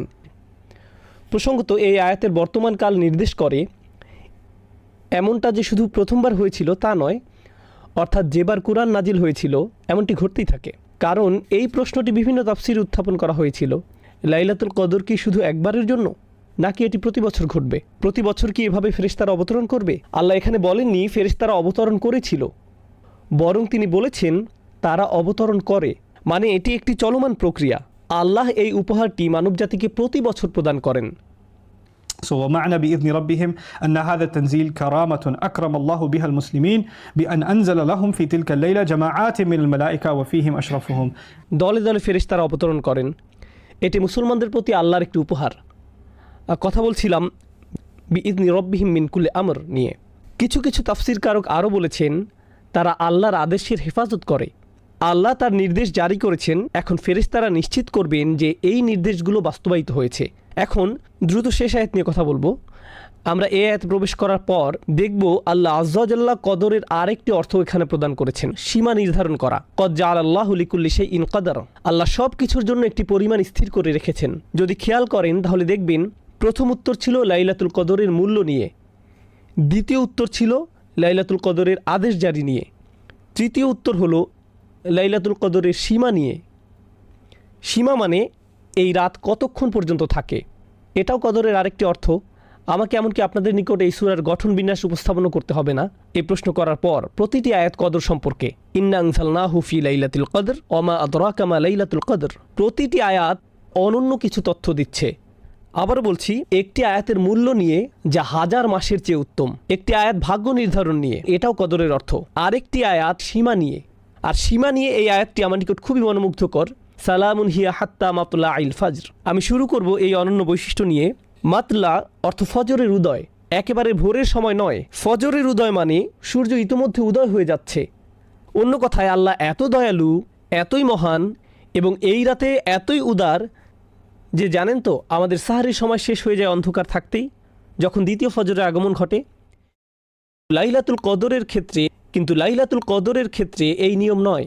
লাইলাতুল কদর আলো দেখা পর্যন্ত চলতে থাকে। তিনি এর সময় বাড়িয়ে দিয়েছেন, তিনি এর মূল্য বাড়িয়ে দিয়েছেন মাতলা আইল ফাজর। তাহলে এর সীমা অন্য কোনো রাতের মতো নয়। আল্লাহ ভোরবেলার সময়টাকেও রাতের অংশ হিসেবে গণনা করছেন। এটা লাইলাতুল কদরের অনুপম একটি উপহার যে আল্লাহ আযজা ওয়া জাল্লা এর সময়সীমাকে আমাদের জন্য বৃদ্ধি করেছেন। এখানে বলছেন সালামুন হিয়া। আপনারা যারা আরবির সাথে কিছুটা পরিচিত তারা জানেন যে সাধারণ নিয়মে হওয়ার কথা হিয়া সালামুন, মুবতাদা এবং খবর হিয়া সালামুন, কিন্তু তিনি এই ক্রম উল্টো করে বললেন সালামুন হিয়া। এর ফলে যা হয়, والسلام مصدر أو اسم مصدر معناه السلامة। এর ফলে তিনি এক ধরনের ইখতিসাস তৈরি করলেন। এই রাতের মতো কোনো শান্তি নেই, কোনো রাত এমন নেই যার এই রাতের মতো শান্তি আছে। এটাই সালামুন হিয়া। কোনো রাতের শান্তি এই রাতের মতো নয়, কোনো রাতের শান্তি এই রাতের মতো নয়। একটা কথা মনে পড়েছে, আমি আবার সালামুন হিয়ার আলোচনায় ফিরে আসব। আমাদের সালাফদের কাছে মজার কিছু ব্যাখ্যা পাওয়া গেছে। অন্যরা হাস্যকর ভেবে এগুলো পুরোপুরি বাতিল করে দিয়েছেন, কিন্তু আমি ভাবলাম অভিমতগুলো বেশ মজার, তাই আপনাদের সাথে শেয়ার করছি। কেউ কেউ মনে করেন লাইলাতুল কদর রমজানের ২৭ তারিখে। তারা গণনা করলেন ইন্না প্রথম শব্দ, আনজালনাহু দ্বিতীয় শব্দ, ফি তৃতীয় শব্দ, যখন আসলো হিয়া মানে এটা, এই হিয়া 27 নম্বর শব্দ, তাই তারা বললেন ও কদরের রাত তো পেয়ে গেলাম। এভাবে 27তম রাতের উৎপত্তি। কিছু কিছু মানুষ এই একভাবে 27তম রাতের ধারণা বের করেছেন। অন্য আরেকটি নিয়মও আছে মজার, কেউ কেউ এটাকে ইবনে আব্বাস রাদিয়াল্লাহু তাআলা আনহুর প্রতি আরোপ করেন, কিন্তু আমি অতটা নিশ্চিত নই। লাইলাতুল কদর, লাইলাতুল কদর এই শব্দদ্বয় 9টি অক্ষর দিয়ে গঠিত। এই শব্দগুলোতে 9টি অক্ষর রয়েছে, আর এটা 3বার এসেছে। ইন্না আনজালনাহু ফি লাইলাতুল কদর ওমা আদরাকা মা লাইলাতুল কদর লাইলাতুল কদরি খায়রুম মিন আলফি শাহর। 9কে 3 দিয়ে গুণ করলে 27 পাওয়া যায়। এই তো পেয়ে গেলাম 27তম রাত, ঝামেলা শেষ। এগুলো সবই হাস্যকর, এর সাথে কোনো কিছুর কোনো সম্পর্ক নেই, কিন্তু ভাবলাম এগুলো উল্লেখ করি। হিয়ার আলোচনায় পৌঁছার পর মনে হলো ও কদরের রাত তো পেয়ে গেছি, কদরের রাত তো পেয়ে গেছি। চলুন সালাম শব্দটি বোঝার চেষ্টা করি, কারণ সমগ্র সূরায় এই শব্দটি বেশ গুরুগম্ভীর। এক দৃষ্টিতে বললে 2টি শব্দ এই সূরায় বেশ প্রভাব বিস্তার করেছে। কদর, খাইর। প্রতি আয়াতেই একটি মূল শব্দ আছে। প্রথম মূল শব্দ কদর, দ্বিতীয় মূল শব্দ খাইর, খায়রুম মিন আলফি শাহর, তৃতীয় মূল শব্দ হলো আমর, মিন কুল্লি আমর, এবং সর্বশেষ মূল শব্দ হলো সালাম। এই সবগুলো দিন শেষে কোনো না কোনোভাবে কদরের সাথে সম্পর্কযুক্ত।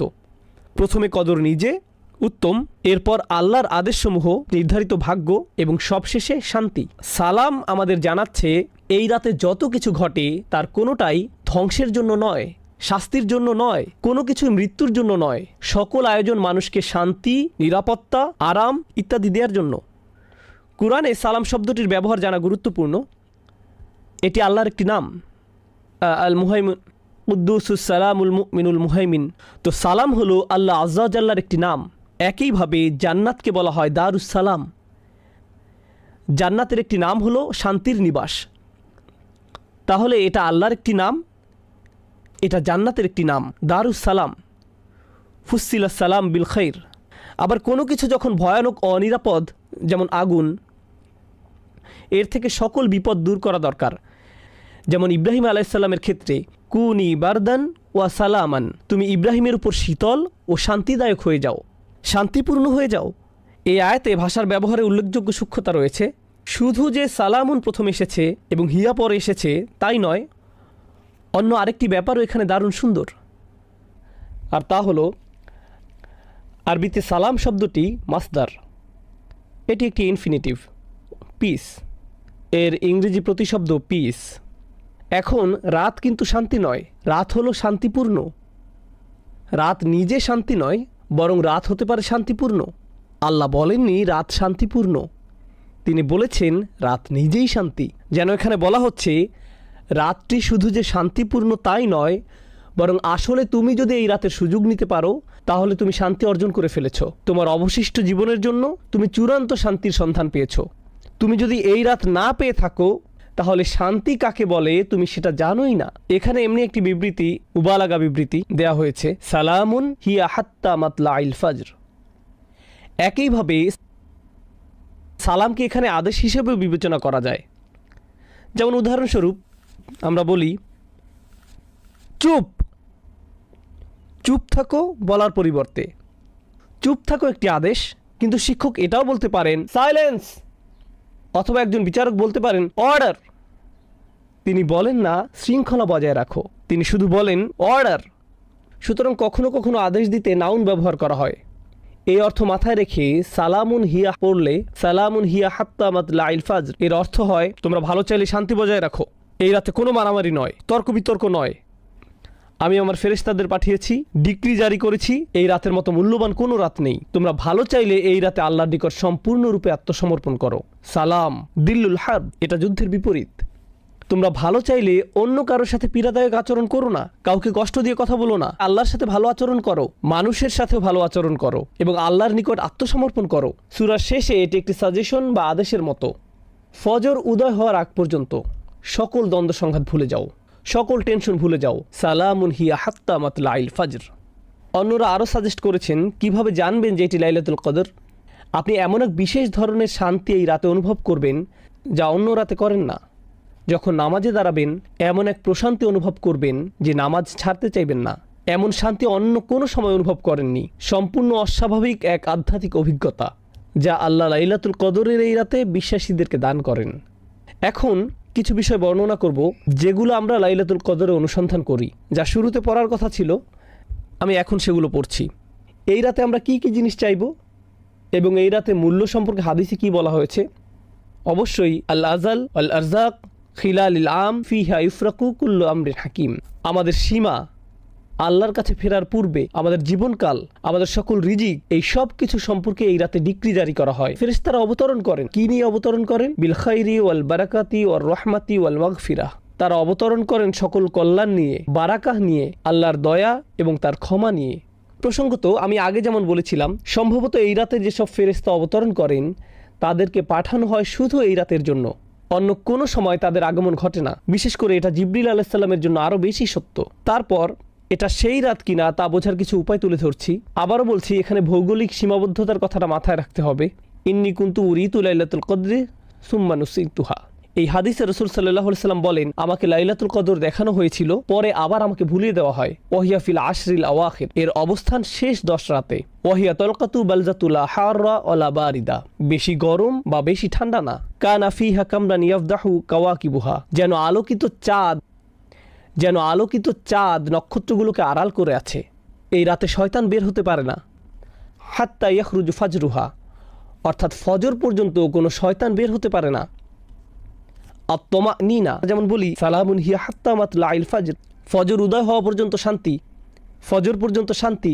এর অর্থ হলো মানুষ এই রাতে অস্বাভাবিক শান্তি অনুভব করে। তারাবিতে যোগ দিলে দেখবেন এই রাতে কেউ বিরক্ত হয় না, কেউ হাত পা নেড়ে কোনো বিরক্তি প্রকাশ করে না, বাচ্চারাও দুষ্টামি করছে না।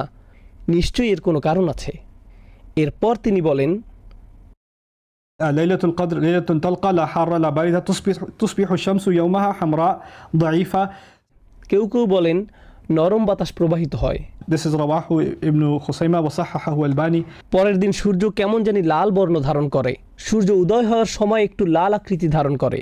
উদয় হওয়ার সময় এতে তীব্রতা দেখা যাবে না। قد يري الله الإنسان الليلة في المنام.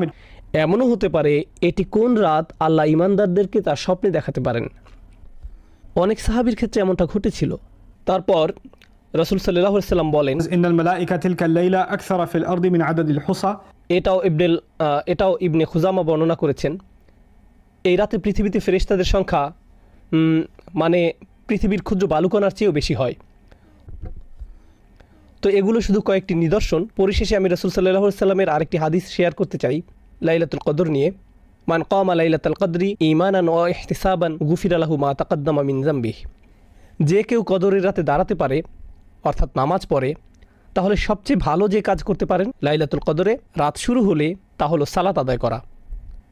আরও সেরা যা করতে পারেন সিজদায় দোয়া করতে থাকুন, আল্লাহর কাছে কান্নাকাটি করুন। এরপর রাসূল সাল্লাল্লাহু আলাইহি সাল্লাম শুধু নামাজ পড়তে বলেননি, তিনি সেই নামাজের কিছু বৈশিষ্ট্য বর্ণনা করেছেন। চলুন সেই বৈশিষ্ট্যগুলো ব্যাখ্যা করি। একটা হলো ঈমানান, যে আল্লাহর সামনে নামাজ পড়ল ঈমান সহকারে, অর্থাৎ শুধু ঈমান নিয়ে নয়, সে সম্পূর্ণরূপে জানে যে আমার জীবনের সবচেয়ে সেরা জিনিস হলো এই নামাজ। সে ব্যক্তির এত বেশি আত্মবিশ্বাস আছে, আল্লাহর উপর নির্ভরতা আছে এই নামাজে, যার কোনো তুলনা হয় না। 1 নম্বর। এরপর ওয়া ইহতিসাবান, ইহতিসাব মানে যে সম্পূর্ণরূপে আত্মসচেতন, নিজের পাপ নিয়ে আমি সচেতন, আমি জানি আমার কি কি ত্রুটি আছে, কি কি বিষয় নিয়ে আমি আল্লাহর সামনে লজ্জিত, আমি আল্লাহর সামনে নামাজে দাঁড়িয়েছি লজ্জিত এবং বিনম্র হয়ে, এবং সম্পূর্ণরূপে বিশ্বাসী যে আল্লাহ আমাকে ক্ষমা করে দিবেন, আমার পাপগুলো দূর করে দিবেন। অতএব আমি আল্লাহর সামনে এসেছি অবনমিত হয়ে, অশ্রুসিক্ত নয়নে, নিজের সকল হিসেব নিয়ে, নিজের সকল দোষ স্বীকার করে, পাপ স্বীকারের নামাজ ইহতিসাবান। যদি এটা করতে পারেন গুফিরা লাহু মা তাকাদ্দামা মিন যামবিহি, যত ধরনের অসম্মানজনক পাপই আপনার থাকুক না কেন, সমস্ত পাপ নিশ্চিতভাবে ক্ষমা করে দেওয়া হবে। সকল পাপ ক্ষমা করে দেওয়ার গ্যারান্টি দেওয়া হয়েছে আমরা যদি এরকম একটি মন নিয়ে আল্লাহর সামনে নামাজে দাঁড়াতে পারি। এই ধরনের নামাজ বেশ কঠিন সবাই মিলে একত্রে আদায় করা। এই ধরনের নামাজ অনেক সহজ যদি আপনি একা একা আদায় করেন। এটা এমনই একটি রাত নিজে নিজে পড়তে যদি অলসতা লাগে তাহলে অবশ্যই মসজিদে যান এবং জামাতে যোগদান করুন। এই রাতে শুধু আপনি, আল্লাহ আর চোখের পানি। এই রাতে এটাই হওয়া উচিত। আল্লাহর সামনে দাঁড়ান, কুরআন তেলাওয়াত করুন, আল্লাহর কাছে দোয়া করুন এবং এমন মানুষদের অন্তর্ভুক্ত হন যারা এই রাত পেয়ে সৌভাগ্যবান এবং আল্লাহর ক্ষমা পেয়ে সৌভাগ্যবান। আমাদের রাতগুলো এখন আর এতটা লম্বা নয়, খুব বেশি সময় আমাদের হাতে থাকে না। একটু বিশ্রাম নিন, নামাজ পড়ুন, বিশ্রাম নিন, নামাজ পড়ুন, বিশ্রাম নিন, আবার নামাজ পড়ুন। এই কাজগুলো করুন এই রাত্রিগুলোতে। আল্লাহ আযজা ওয়া জাল্লা আমাদের সবাইকে লাইলাতুল কদর পেতে সাহায্য করুন। বারাকাল্লাহু লি ওয়া লাকুম ফিল কুরআনিল হাকিম ওয়া নাফা'নি ওয়া ইয়্যাকুম বিল আয়াতি ওয়া যিকরিল হাকিম। আসসালামু আলাইকুম ওয়া রাহমাতুল্লাহি ওয়া বারাকাতুহু। হ্যাঁ, আপনি সব সময় বলেন আল্লাহর রহমান, আপনি কি আসলে অনুভব করেন আল্লাহর রহমান? না, এই মুহূর্তে তিনি সম্ভবত যুন্তিকম, এই মুহূর্তে তিনি সম্ভবত সেই সত্তা যিনি প্রতিশোধ নিয়ে থাকেন। এখন সম্ভবত তিনি আল জব্বার আর রহমান নন। লক্ষ্য করেছেন, যখন বিপদে পড়েন তখন আর রহমানের উপর আপনার ঈমান হারিয়ে যায়। আল্লাহ বলছেন, সে সময় তুমি যদি আর রহমানের উপর ঈমান রাখতে পারো, তিনি নিজেকে তোমার নিকট আর রহমান হিসেবে উপস্থাপন করেছেন, সেই মুহূর্তে তুমি যদি তা করতে পারো, তাহলে আল্লাহ তোমাকে কি উপহার দিবেন? এটাই আমার খুতবার উপসংহার। এই খুতবায় সর্বপ্রথম আমি আপনাদের সাথে একটি শব্দের অর্থ শেয়ার করতে চাই, যার সাধারণ অনুবাদ করা হয় দুর্ঘটনা বা বিপদ। এর জন্য কোরআনের শব্দ হলো মুসিবা। আপনারা যারা ভারতীয় উপমহাদেশের, অনেকেই হয়তো মুসিবত শব্দটি ব্যবহার করে থাকেন। আর কোনো দুর্ঘটনা বা বিপদ আপদ বোঝাতে এটি ব্যবহার করা হয়। শব্দটি নির্গত হয়েছে আরবি শব্দ আসবা থেকে, কোনো লক্ষ্যে আঘাত হানা বা কোনো লক্ষ্যকে সঠিকভাবে আঘাত করা। কোরআন খুব কৌশলগত উপায়ে অন্য শব্দ কারিসা, যা দিয়েও দুর্ঘটনা বা ট্র্যাজেডি বোঝানো হয়, এই শব্দটা ব্যবহার করার পরিবর্তে মুসিবা শব্দটি ব্যবহার করেছে। এই মুসিবা শব্দটি ব্যবহার করার মাধ্যমে কোরআন ইঙ্গিত করছে যে বিপদ আপদে আঘাত হানুক না কেন, তা আসলে একটি লক্ষ্যে আঘাত হেনেছে। তাই যে বিপদই ঘটুক না কেন, তা আসলে অপ্রত্যাশিত কোনো ঘটনা নয়। এই ঘটনাটি আমার সাথে কেন ঘটলো, এমন প্রশ্ন করা অর্থহীন, কারণ এই ঘটনাটি আপনার সাথেই ঘটার কথা ছিল। আবার যদি প্রশ্ন করেন এখন কেন ঘটলো, উত্তর হলো অন্য কোনো সময় এটি ঘটার কথা ছিল না। তা আমাদের জীবনে যেসব বিপদ আপদ ঘটে তার জন্য কোরআনে এমনই একটি পরিভাষা ব্যবহার করা হয়েছে। আর জীবন এ ধরনের মুসিবতে পরিপূর্ণ। আল্লাহ আযজা ওয়া জাল্লা বলেন, লাকাদ খলাকনাল ইনসানা ফি কাবাদ, নিঃসন্দেহে আমি মানুষকে সৃষ্টি করেছি কষ্ট ক্লেশের মধ্যে। তাই এমনটি আসলে মানব জীবনের একটা অংশ। প্রসঙ্গত, এই সমস্ত মুসিবতের প্রকৃতি কেমন? একদিকে আমরা শুধু প্রাকৃতিক দুর্যোগ যেমন ঘূর্ণিঝড়, ভূমিকম্প, আগ্নেয়গিরির অগ্নুৎপাত, টর্নেডো বা হারিকেন নিয়েও কথা বলছি না। এগুলোও বিপদ। যেমন আল্লাহ সুবহানাহু ওয়া তাআলা অন্যত্র বলছেন, মা আসাবা মিন মুসিবাতিন ফিল আরদ, পৃথিবী এবং ব্যক্তিগতভাবে তোমাদের উপর কোনো বিপদ আসে না, কিন্তু তা জগৎ সৃষ্টির পূর্বেই কিতাবে লিপিবদ্ধ আছে। মানুষের জীবনে শুধু এই এক ধরনের বিপদই আসে না। ভূমিকম্প যে শুধু কোনো দ্বীপে বা দেশে আঘাত হানে তাই নয়, আমাদের নিজেদের ভেতরেও ভূমিকম্প ঘটতে পারে। ফি আনফুসিকুম, তোমাদের নিজেদের ভিতরে স্বামী বা স্ত্রীর মাঝে বিশাল দুর্যোগ দেখা দিতে পারে, ছেলে মেয়ে বা মাতা পিতার মাঝেও এই দুর্যোগ দেখা দিতে পারে, অথবা এমন কারো মাঝে যে কঠিন কোনো পারিবারিক ঝামেলায় জড়িয়ে আছেন। এমন অনেক মানুষ আছেন যারা অর্থনৈতিক সমস্যায় জর্জরিত, অনেক মানুষ নানা ধরনের ভয়ঙ্কর মানসিক বা শারীরিক সমস্যায় জড়িয়ে আছেন। মোট কথা, মানুষের বিপদ মুসিবতের কোনো অন্ত নেই। এখানে যে বিষয়টি আমি ফোকাস করতে চাই তা হলো বিপদ মুসিবত মোকাবেলার ক্ষেত্রে আমাদের ঈমানের ভূমিকা আসলে কি। আমরা যে আল্লাহর উপর বিশ্বাস করি তা বিপদ মোকাবেলায় কিভাবে আমাদেরকে সাহায্য করে। একজন বিশ্বাসী হিসেবে বিপদ মুসিবতে পতিত হলে কেমন প্রতিক্রিয়া দেখাবো, আর এটা আসলে নির্ভর করে আল্লাহর সাথে সম্পর্ক থাকা বলতে কী বোঝায় তার উপলব্ধির মাত্রার উপরে। প্রথমে আমি যে বিষয়টা শেয়ার করতে চাই তা হলো দুই ধরনের খারাপ পরিস্থিতির পার্থক্য নিরূপণের ক্ষেত্রে কোরআন খুবই প্রজ্ঞার পরিচয় দিয়েছে। এক ধরনের খারাপ পরিস্থিতি যেটা দেখতে খারাপ মনে হয়, যা কিনা সম্পূর্ণরূপে আপনার নিয়ন্ত্রণের বাইরে। এমন পরিস্থিতিতে আপনার কিছুই করার থাকে না। যেমন আপনি বন্যায় আক্রান্ত হয়ে পড়েছেন, আর এই বন্যা আপনি ঘটাননি, আপনি জাস্ট ওই এলাকায় বসবাস করেন, এটা এড়ানোর কোনো সুযোগ হয়নি। অথবা আপনি সেখানে বেড়াতে গেছেন আর বন্যায় আটকা পড়েছেন, আপনি জানতেন না যে এমন কিছু ঘটবে, এই সম্পর্কে কোনো রিপোর্ট ছিল না। তাই এই বিপদে আপনি নিজের কারণে পড়েননি, এটা সম্পূর্ণ আল্লাহর পরিকল্পনা। এখানে আপনার করার কিছুই নেই, আর আপনি এর থেকে কোনোভাবে বেরও হতে পারতেন না। এখন এটা এমন কারো বিপদে পড়ার থেকে সম্পূর্ণ ভিন্ন যে কিনা পত্রিকায় পড়েছে যে ঘূর্ণিঝড় আসছে, দয়া করে শহর ছেড়ে অন্যত্র আশ্রয় নিন, সুনামি হতে পারে। তখন সে বলল সমুদ্র সৈকত দেখার এটাই সেরা সময়, এবং সে সমুদ্র সৈকতের দিকে চলে গেল। তারপর তার খারাপ কিছু হলো। এখন সে এমনটা বললে হবে না যে এটা আল্লাহর কদর, আল্লাহর ইচ্ছার কারণেই আমি এই বিপদে পড়লাম। না, আপনি এমনটা বলতে পারেন না। আর আল্লাহ এই ব্যাপারে খুবই পরিষ্কার। তিনি সুবহানাহু ওয়া তাআলা বলছেন, ওয়ামা আসাবাকুম মিন মুসিবাতিন ফাবিমা কাসাবাত আইদিকুম, তোমাদের উপর যেসব বিপদ আপদ পতিত হয় তা তোমাদের কর্মেরই ফল, তুমি নিজেই নিজের উপর এটা আরোপ করেছো। এখন শুধুমাত্র এভাবে চিন্তা করাটাও সমস্যাজনক, কারণ যদি আপনি সিঁড়ি থেকে নামার সময় পিছলে পড়ে যান, তখন ভাবতে শুরু করেন আমি নিশ্চয়ই কোনো পাপ করেছি, তাই আল্লাহ আমাকে সিঁড়ি থেকে পড়ে যেতে দিয়েছেন। এটা আল্লাহর নিকট থেকে কোনো একটা সংকেত। আমি নিশ্চয়ই কোনো খারাপ কাজ করেছি, তাই আমার পা ভাঙার মাধ্যমে আল্লাহ আমাকে শিক্ষা দিয়েছেন। আপনি নিজের মতো করে ঘটে যাওয়া ঘটনাগুলোকে বিশ্লেষণ করতে থাকেন। আপনি অদৃশ্য কার্যকরণ, কজ অ্যান্ড ইফেক্ট নিয়ে ভাবতে শুরু করেন, আর এই ধরনের চিন্তা চরম পর্যায়ে চলে যেতে পারে। তো এইখানে আমি যে বিষয়টিতে জোর দিতে চাই তা হলো আল্লাহর উপর বিশ্বাসীরা দুই ধরনের এক্সট্রিম পর্যায়ে চলে যেতে পারেন। একটি এক্সট্রিম পর্যায়ে হলো সব কিছুই আল্লাহর ইচ্ছায় ঘটছে, আমার এখানে করার কিছুই নেই, যাই ঘটুক না কেন আপনি আমাকে দোষ দিতে পারেন না, এটা আল্লাহর কদর। মা আসাবাকুম মিন মুসিবাতিন ফাবিইذনিল্লাহ। আল্লাহর নির্দেশ ব্যতিরেকে কোনো বিপদ আসে না। তিনি সূরা তাগাবুনে এই কথা বলেই দিয়েছেন, তিনি সরাসরি এই কথা বলেছেন। এটা আল্লাহর অনুমতিতেই ঘটে, আল্লাহর পরিকল্পনা এমনই ছিল, এখানে আমার করার কি আছে।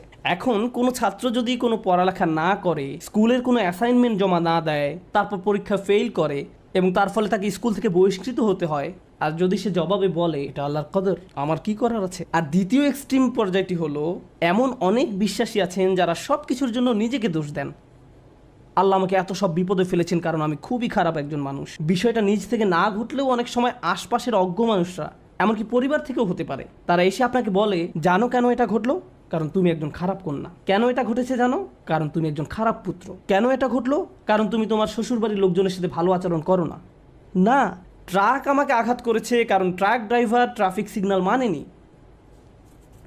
আমি আমার স্ত্রী বা অন্য কারোর সাথে ঝগড়া করার কারণে এমনটি ঘটেনি।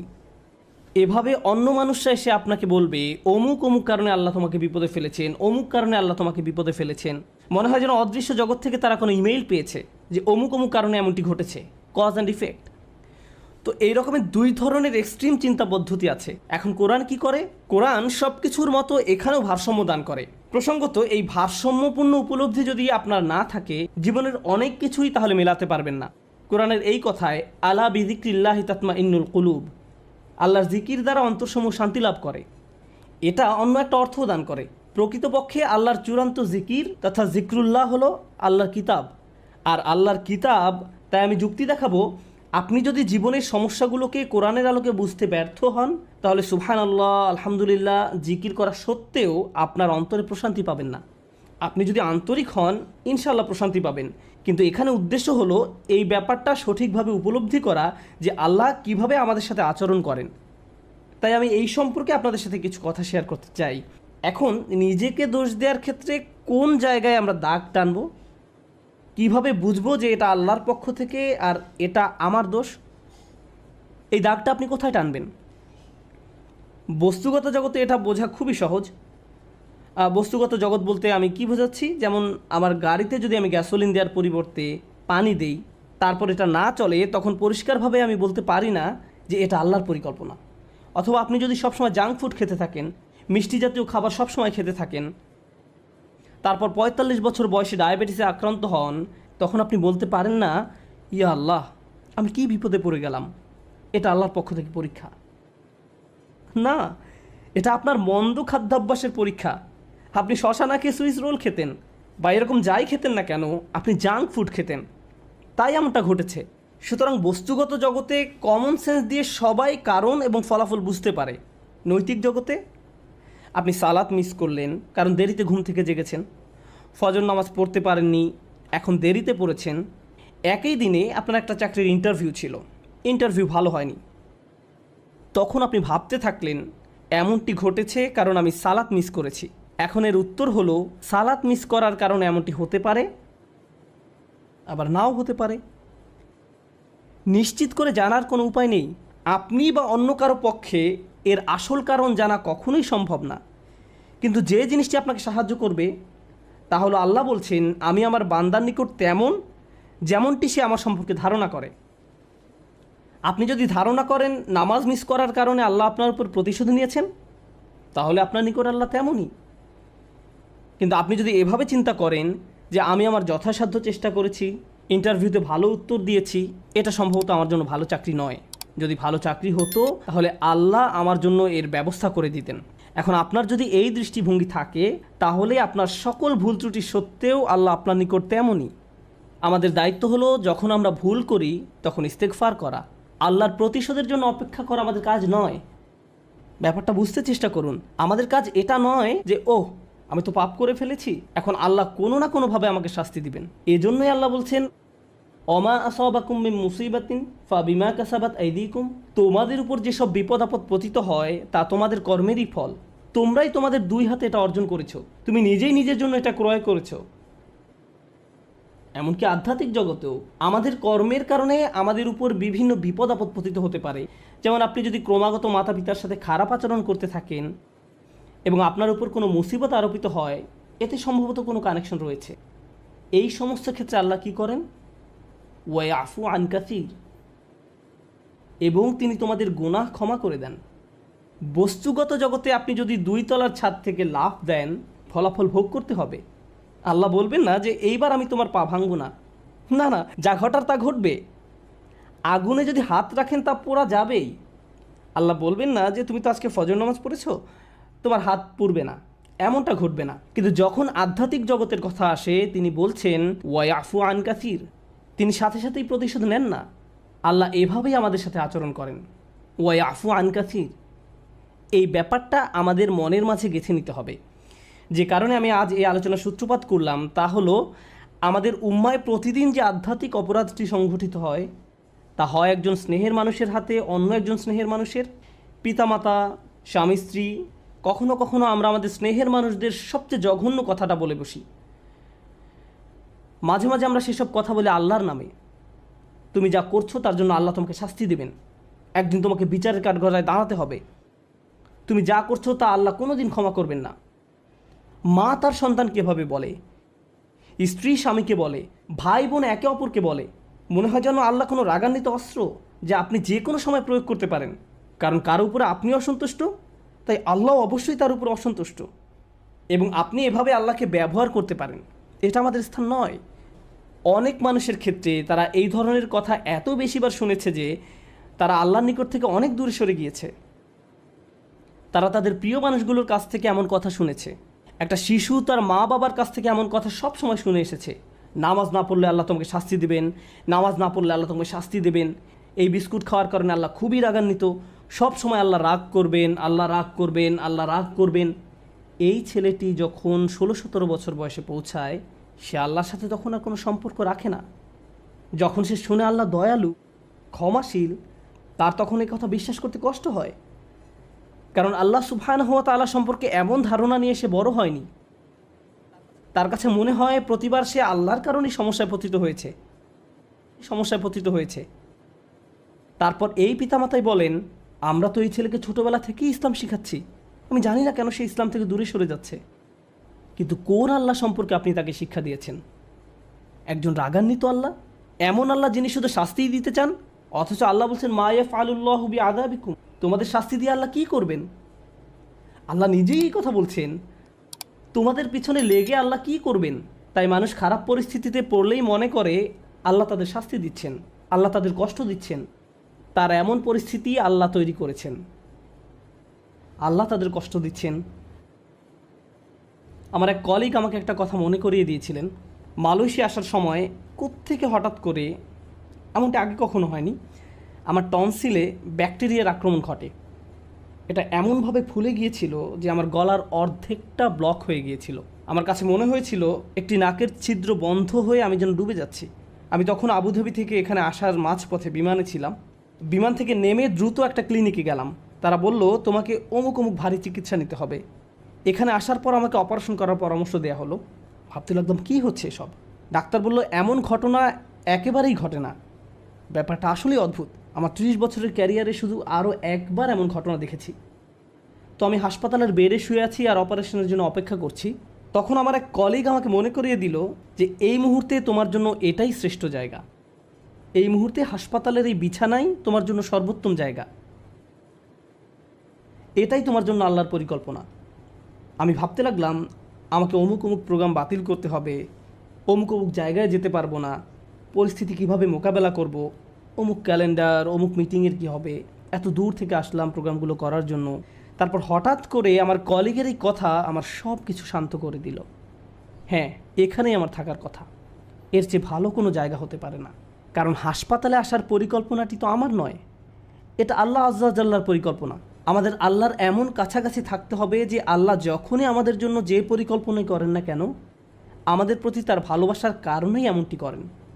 আল্লাহ আজ্জা জাল্লাহ তার বান্দাদের ভালোবাসেন, তিনি তাদের জন্য সবচেয়ে ভালোটাই পছন্দ করেন। আমরা আমাদের নিজেদের যতটা ভালোবাসতে পারি, আল্লাহ আমাদের তার চেয়েও বেশি ভালোবাসেন।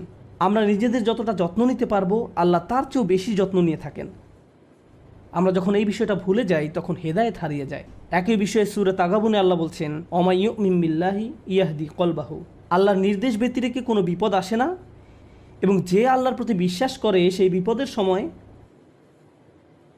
কারণ আপনি তো এমনিতেই আল্লাহকে বিশ্বাস করেন, যখন মুসিবতে পড়েন কেবল তখনই প্রশ্ন করতে শুরু করেন, আল্লাহ কেন আমার সাথে এমনটি করছেন। ঠিক সে সময়ের জন্য আল্লাহ অমাই ইউমিন বিল্লাহ এই বাক্যটা ব্যবহার করেছেন। যে কেউ সত্যিকার অর্থে আল্লাহকে বিশ্বাস করে, হ্যাঁ, আপনি সব সময় বলেন আল্লাহ রহমান, আপনি কি আসলে অনুভব করেন আল্লাহ রহমান? না, এই মুহূর্তে তিনি সম্ভবত জুন্তিকম, এই মুহূর্তে তিনি সম্ভবত সেই সত্তা যিনি প্রতিশোধ নিয়ে থাকেন। এখন সম্ভবত তিনি আল জব্বার আর রহমান নন। লক্ষ্য করেছেন, যখন বিপদে পড়েন তখন আর রহমানের উপর আপনার ঈমান হারিয়ে যায়। আল্লাহ বলছেন, সে সময় তুমি যদি আর রহমানের উপর ঈমান রাখতে পারো, তিনি নিজেকে তোমার নিকট আর রহমান হিসেবে উপস্থাপন করেছেন, সেই মুহূর্তে তুমি যদি তা করতে পারো, তাহলে আল্লাহ তোমাকে কি উপহার দিবেন? এটাই আমার খুতবার উপসংহার, যে আল্লাহ আমাদের কি উপহার দিবেন। আমি স্বাস্থ্য চাই, অসুস্থতা থেকে সুস্থ হতে চাই, আমি চাকরি চাই, আমি টাকা চাই, আমি উত্তম পারিবারিক অবস্থা চাই, আমি বর্তমান অবস্থা এড়াতে চাই, আমি চাই অন্য মানুষ যেন আমাকে কোনো কষ্ট না দেয়, আমি চাই মানুষ যেন আমাকে নিয়ে কথা না বলে। যেটাই হোক না কেন, কিছু একটা আপনাকে খুব বিরক্ত করছে। আপনি ভাবছেন, ইস, যদি এই সমস্যাটা পার করতে পারতাম, জীবন মনে হয় প্রশান্তিতে পরিপূর্ণ হয়ে যেত। আমাদের সবারই জীবনে কোনো না কোনো সমস্যা রয়েছে যা আমাদের শান্তিতে ঘুমাতে দেয় না। আর আমরা ভাবতে থাকি, ওহ ভাই, যদি এই সমস্যাটা চলে যেত অনেক ভালো থাকতাম। কিন্তু জানেন কি হয়? যদি এই সমস্যাটা চলে যায়, পরবর্তীতে আরেকটা এসে হাজির হয়। আর যখন নতুন সমস্যা এসে দেখা দেয়, আপনি ভাবেন পূর্বের সমস্যাটা আরও সহজ ছিল। এটা তো অনেক বড় সমস্যা। আপনি যদি আল্লাহর উপর ভরসা রাখতে পারেন, আল্লাহ আপনাকে কি দিবেন? তিনি আপনার সমস্যা শেষ করে দেন না। এই পৃথিবীর জীবনে আপনি কখনো সমস্যা ছাড়া থাকতে পারবেন না। যদি সমস্যা চলে যেত, তাহলে ইয়াকুব আলাইসাল্লামের জন্য আমাদের তুলনায় অনেক আগেই সেটা দূর হয়ে যেত। যদি ঈমান থাকার মানে হয় আপনার কোনো সমস্যা থাকবে না, তাহলে মরিয়ম আলাইসাল্লামের কোনো সমস্যা থাকা উচিত ছিল না। রাসূল সাল্লাল্লাহু আলাইহি সাল্লামেরও কোনো সমস্যা থাকার কথা ছিল না। আল্লাহর কাছাকাছি মানুষদের জীবনী পড়লে আপনি দেখবেন তাদের জীবন ছিল সমস্যায় পরিপূর্ণ, বড় বড় সমস্যা। আর আপনি শুধু এই সমস্যাগুলোর কথাই পড়ছেন। আপনি পড়ছেন তারা কিভাবে একটা সমস্যা থেকে আরেকটা সমস্যা জীবন অতিবাহিত করে গেছেন। আল্লাহর একজন মহান রসুল ছিলেন ইউসুফ আলাইসাল্লাম। তার জীবনের দিকে তাকালে দেখবেন ছোটবেলা থেকেই তিনি সমস্যায় আক্রান্ত ছিলেন। তাহলে আমি এই প্রশ্নটি বারবার করছি, আল্লাহ তাহলে আপনাকে কি দিচ্ছেন? আপনার জীবনের অতি ভয়াবহ সমস্যার সময় যখন আল্লাহর উপর পূর্ণ বিশ্বাস রাখেন, এর বিনিময়ে আল্লাহর কাছ থেকে কি পাবেন? যখন মানুষ আপনাকে বলতে থাকে আল্লাহ তোমাকে অপছন্দ করেন, তাই তোমার জীবনে এসব ঘটছে, বিপরীতে আপনিও ভাবতে শুরু করে দেন আল্লাহ মনে হয় আমাকে শাস্তি দিচ্ছেন, তাই আমার জীবনে এসব বিপদ আপদ ঘটছে। সেই মুহূর্তে যদি আপনি আল্লাহ সম্পর্কে সুধারণা পোষণ করতে পারেন, আল্লাহর প্রতি ভালোবাসা, নির্ভরতা এবং বন্ধন বজায় রাখতে পারেন যে না, আল্লাহ আপনাকে কখনো ছেড়ে যাবেন না, এর বিনিময়ে তিনি আপনাকে কি দেবেন? তিনি সে লোকের হৃদয়কে পথ দেখান। আমি আপনাদের গ্যারান্টি দিচ্ছি, যদি আপনার সমস্যা চলে যায়, যদি সে সমস্যাটা অর্থ সংক্রান্ত হয়ে থাকে, এরপর অর্থ আসতে থাকে, যদি এটা পারিবারিক সমস্যা হয়ে থাকে এবং সমস্যাটা দূর হয়ে যায়, এই দুনিয়ার কোনো অর্জনই সেই একটা গিফটের তুলনায় কোনো মূল্য বহন করে না। আর সে একটি গিফট হলো ইয়াহদি কলবাহু, তিনি সে লোকের হৃদয়কে পথ দেখান। আপনার অন্তরে প্রশান্তি থাকবে, জীবনে যাই ঘটুক না কেন আপনার মুখে তখনও হাসি থাকবে। তখন মানুষ আপনার দিকে তাকিয়ে বলবে, আরে তুমি হাসছো কেন? তুমি কিভাবে ঠিক আছো? দেখো না তোমার কি অবস্থা হয়েছে। আপনি তখন বলবেন, হ্যাঁ, সব ঠিক আছে। যদি আপনি এই আচরণ রপ্ত করতে পারেন, এমন অনেক মানুষ রয়েছে যাদের টাকার কোনো অভাব নেই, তারপরেও তারা ঘুমাতে পারে না। আপনার কল্পনায় যেসব কিছু মানুষের জন্য সুখ নিয়ে আসার কথা, তার সবই তাদের আছে, কিন্তু তবু তাদের মানসিক শান্তি নেই। তাদের নেই সেটা, তারা নিজেদের উপর খুশি নয়, বিভিন্ন রকম ড্রাগ এবং মদ পান করে, বাস্তব দুনিয়া থেকে নিজেদের সরিয়ে রাখে। তারা বাস্তবতার মুখোমুখি হতে পারে না। অন্য মানুষরা তাদের ভিডিও দেখে বলে, ওয়াও, তাদের বাচ্চাদের দোলনাটা কি সুন্দর, তাদের গাড়িটাও কি চমৎকার, আমরাও এগুলো চাই। ইয়া লাইতালানা মিসলা মা উতিয়া করুন, ইস, কারুনের যা আছে আমার যদি তা থাকতো। বসের মতো জীবন। পক্ষান্তরে আপনি যদি আল্লাহর দিকে ফিরেন তাহলে তিনি আপনাকে এমন কিছু দান করবেন যা কোনো টাকার অঙ্কে কেনা সম্ভব নয়, খ্যাতি বা জনপ্রিয়তা যা আপনাকে দিতে পারবে না। আর তা হলো ইয়াহদি কলবাহু, তিনি আপনার হৃদয়কে পথ দেখাবেন। এটাই ঈমানের সর্বশ্রেষ্ঠ পুরস্কার, এটাই হলো বিপদে পড়ার সর্বশ্রেষ্ঠ পুরস্কার। এখন আলোচনার উপসংহারে এসে বলতে চাই, মানুষ অনেক সময় বিভিন্ন সমস্যায় আটকে পড়ে। আপনি আটকে পড়েছেন, আমি আটকে পড়েছি। কখনো কখনো আমরা এখান থেকে মুক্তির কোনো উপায় দেখি না। ওই পরিস্থিতিগুলো হলো আমাদের আল্লাহর পক্ষ থেকে সর্বশ্রেষ্ঠ উপহার দেওয়ার একটা উপায়। ওই পরিস্থিতিগুলোতেই তিনি আমাদের অন্তরগুলোকে পথ প্রদর্শন করেন। আমরা যদি কেবল সেই পরিস্থিতিগুলো ব্যবহার করে আল্লাহকে পেতে পারি, আল্লাহর সাথে কথা বলতে পারি, এর জন্য আপনাকে আরবি জানতে হবে না, এর জন্য আপনাকে অনেক বেশি কোরআনও জানতে হবে না। জাস্ট আল্লাহর দিকে প্রত্যাবর্তন করুন আর বলুন, ইয়া আল্লাহ, আপনি তো সর্বশ্রেষ্ঠ পরিকল্পনাকারী। ইয়া আল্লাহ, আপনার মতো কেউ আমাকে ভালোবাসে না, কেউ আমার প্রতি আপনার মতো যত্নবান নয়। এটা কখনোই সম্ভব নয় যে আপনি আন্তরিকতার সাথে আল্লাহর নিকট হেদায়েত কামনা করবেন আর তিনি আপনাকে ফিরিয়ে দেবেন। আপনি যদি আল্লাহর কাছে একটা গাড়ি চান, তিনি হয়তো আপনাকে তা নাও দিতে পারেন। একটা বাড়ি চান, তিনি হয়তো আপনাকে তা নাও দিতে পারেন। আপনি যদি তার নিকট আপনার রোগ ভালো করে দেওয়ার জন্য দোয়া করেন, হয়তো তিনি ভালো করবেন অথবা ভালো করবেন না। কিন্তু একটি বিষয়ে নিশ্চিত তিনি আপনাকে দিবেন, যদি আপনি আন্তরিকতার সাথে প্রার্থনা করেন, আর তা হলো হেদায়েত, তার সন্তুষ্টিপ্রাপ্ত বান্দাদের দলে চলার পথ, গাইডেন্স। তিনি আপনাকে এটা দেবেন। আর যখন তিনি আপনাকে এটা দান করবেন, তখন এমনিতেই অন্য সব সমস্যার সমাধান হয়ে যাবে। আল্লাহ তাআলা আমাদেরকে সেসব মানুষদের অন্তর্ভুক্ত করুন যারা সত্যিকার অর্থে তার নিকট হেদায়েত চায়, আর আমাদের জীবনের সকল সমস্যাগুলোকে তার কাছাকাছি হওয়ার মাধ্যমে পরিণত করুন, যেন তার নিকট থেকে আমরা হেদায়েত পেতে পারি।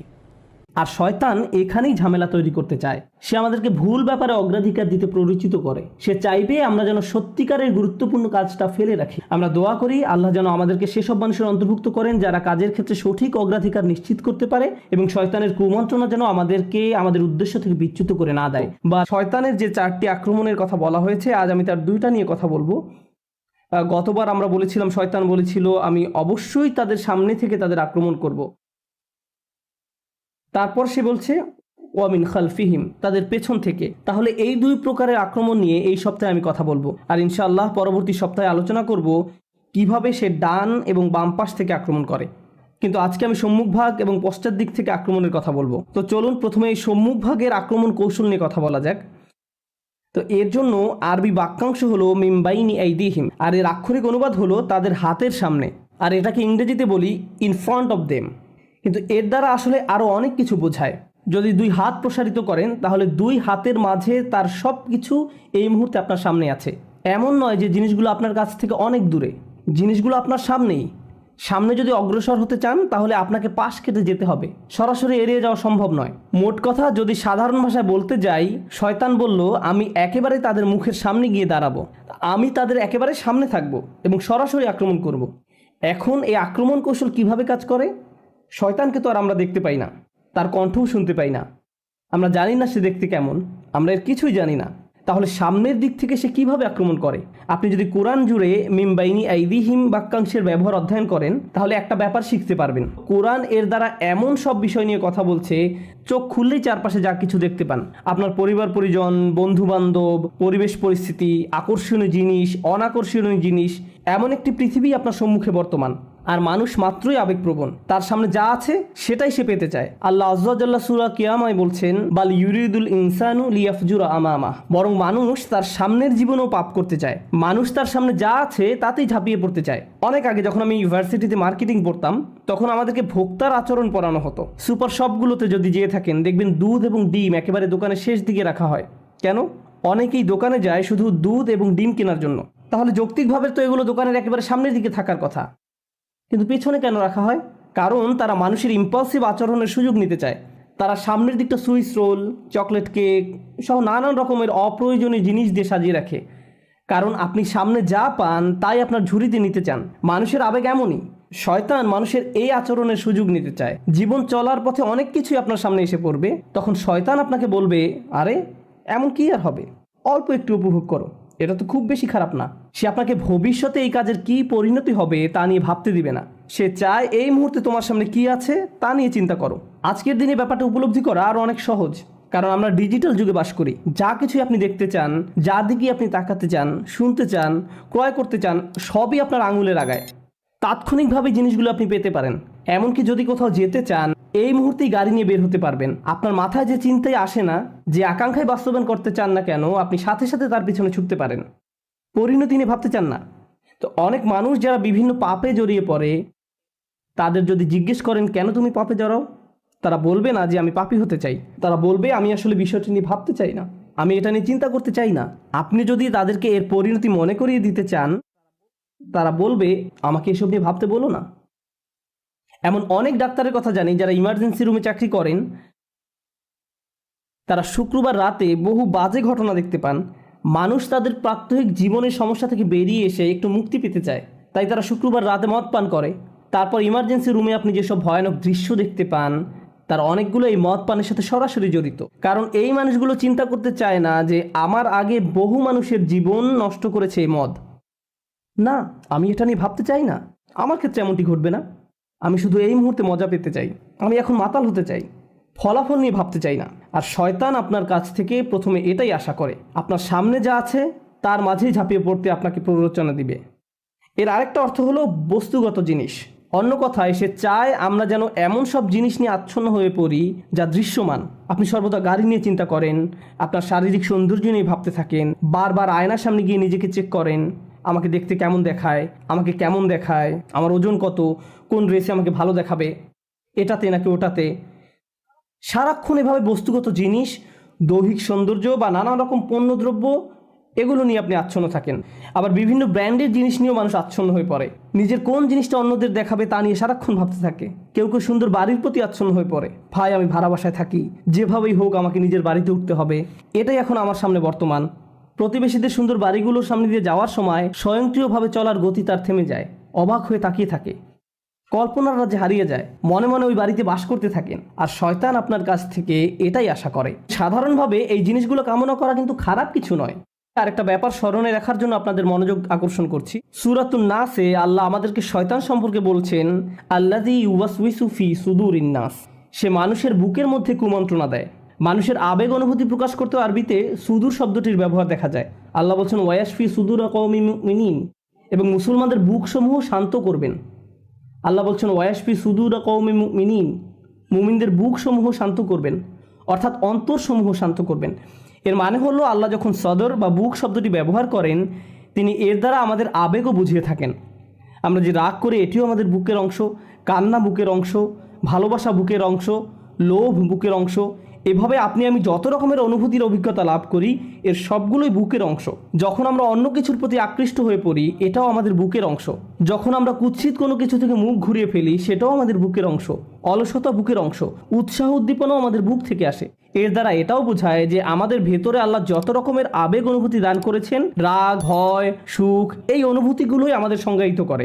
এগুলো সবই প্রকৃতিগত এবং শয়তান এগুলোর সুযোগ গ্রহণ করে। সে আপনার রাগ হওয়ার অনুভূতিকে ব্যবহার করে আপনাকে কষ্ট দিবে, সে আপনার সুখ অনুভূতিকে ব্যবহার করবে আপনাকে পথভ্রষ্ট করার জন্য, সে আপনার অলসতাকেও আপনার বিরুদ্ধে ব্যবহার করবে, আপনার দুঃখের অনুভূতির মাধ্যমে আপনাকে পথভ্রষ্ট করতে চাইবে।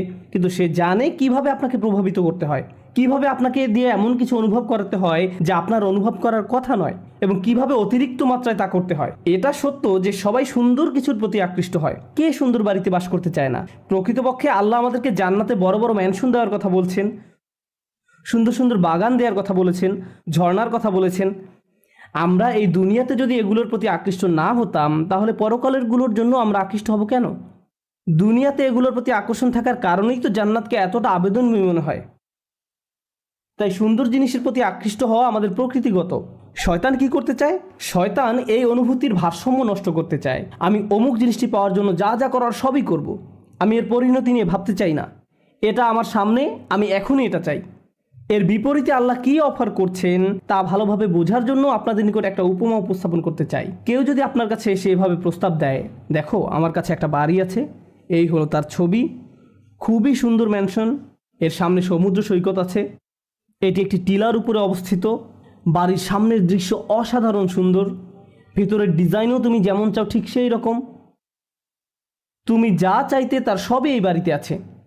এই বাড়ির দাম কয়েক $1 মিলিয়ন, কিন্তু আমি তোমার কাছে এটি মাত্র $200 বিক্রি করব। তো প্রথমত আপনি এটি বিশ্বাস করবেন না, না আপনি এটি আমার কাছে $200 বিক্রি করবেন না। এরপর সে তার প্রস্তাবটি বিস্তারিত ব্যাখ্যা করে বলল, দেখো আমি গ্যারান্টি দিচ্ছি আমি তোমার কাছে এটি $200 বিক্রি করব, কিন্তু একমাত্র শর্ত হলো ঠিক 15 বছর পরে তোমার নিকট এটি হস্তান্তর করা হবে, তুমি এখন এটির দখল পাবে না। $200 কিন্তু তোমাকে এখনই দিতে হবে, বাড়ির মালিকানা পাবে 15 বছর পর। এই কথা শোনার পর আপনি কোনোভাবেই এই প্রস্তাবে আর রাজি হবেন না, আপনার কাছে মনে হবে এটি একটা প্রতারণা। আল্লাহ আমাদেরকে ঠিক এরকমই একটি প্রস্তাব দিচ্ছেন, এই হলো জান্নাত, এতে যেতে বেশি কিছুর দরকার নেই, আমি তোমাদের কাছে অনেক কিছু চাচ্ছি না, কিন্তু তোমরা এখন যেতে পারবে না। বিপরীতে শয়তান এসে বলে, আমি তোমাদেরকে জান্নাত দিতে পারবো না, আমি তোমাকে এর চেয়ে অনেক কম দিব, কিন্তু ব্যাপারটা হলো আমি তোমাকে এই মুহূর্তে দিব, জাস্ট এখনই এই আনন্দ নিয়ে নাও, এটি অনেক সহজ, আমাকে তোমার কিছুই দিতে হবে না। এভাবে সে তাৎক্ষণিক ভোগের প্রস্তাব দেয়। আপনাদের মধ্যে যারা ব্যবসা করেন তাদের উদ্দেশ্যে বলছি, কেউ এসে যদি আপনাকে বলে আমি তোমার থেকে এই মালামাল কিনতে চাই কিন্তু আমি পরের মাসে টাকা দিব, ঠিক তখন অন্য একজন এসে বলল আমিও তোমার এই মালামাল কিনতে চাই আর আমি তোমাকে এখনই সব টাকা নগদ দিব, আমাকে 10% ডিসকাউন্ট দাও। নগদ প্রস্তাবেই রাজি হবেন, আমি টাকার জন্য আরও 1 মাস অপেক্ষা করতে চাই না। মানুষ তুহিব্বুন আল আজিলাহ, তড়িৎ পাওয়া যায় এমন জিনিসকে ভালোবাসে। শয়তান এর সুযোগ গ্রহণ করে, সে আপনাকে উত্তেজিত করে তুলবে, তোমাকে অপেক্ষা করতে হবে কেন, তোমাকে কেন ধৈর্য ধরতে হবে, তুমি যদি চাও এখনই জিনিসটা পেতে পারো, তুমি কি সুখ পেতে চাও না? সে এভাবে আপনার সামনে এসে দাঁড়াবে, আপনি তখন আকাঙ্ক্ষিত বস্তুটি ছাড়া আর সামনে কিছুই দেখতে পান না। জিনিসটি পেতে এমন অন্ধ হয়ে পড়েন যে এর ফলে আপনি নিজে কি কি ক্ষতির সম্মুখীন হবেন বা অন্য কারো কি কি ক্ষতি হবে তা নিয়ে আপনি চিন্তাও করতে চান না। আপনি তখন সম্পূর্ণরূপে শয়তান দ্বারা পরিচালিত হয়ে পড়েন। সম্মুখ ভাগ থেকে এটা শয়তানের অন্যতম প্রধান একটি আক্রমণ কৌশল। সামনের দিক থেকে আক্রমণ করে সে আপনাকে অনেকটা অন্ধ করে দেয়।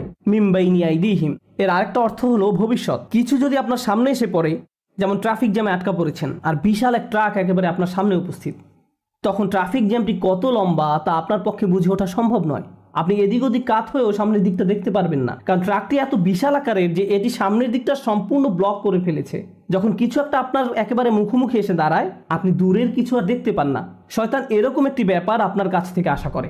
আপনার আমার সামনে অবশ্যই যে ব্যাপারটা ঘটবে তা হলো আল্লাহর সাক্ষাৎ। আপনি এবং আমি আমাদের প্রভুর দিকে এগিয়ে চলছি। এমনকি আপনি যদি দাঁড়িয়েও থাকেন, আপনি আসলে একটি কনভেয়ার বেল্টের উপর দাঁড়িয়ে আছেন যে আপনাকে আল্লাহর দিকে নিয়ে যাচ্ছে। আপনি ব্যাপারটা পছন্দ করেন বা না করেন, গ্রহণ করেন বা না করেন, আমরা প্রতিটি নিঃশ্বাসে সেদিকে এগিয়ে চলছি, আর সেই মিটিংটি এড়িয়ে যাওয়ার কোনো উপায় নেই। আর শয়তান আপনাকে এটা দেখতে দিতে চায় না। সে চায় না আমাদের মনে যেন এই ভাবনাটা আসে যে দিন যত যায় আমরা ততটা আল্লাহর কাছাকাছি হচ্ছি, আগামীকাল আরেকটু এগিয়ে যাব, এর পরের দিন আরও এগিয়ে যাব।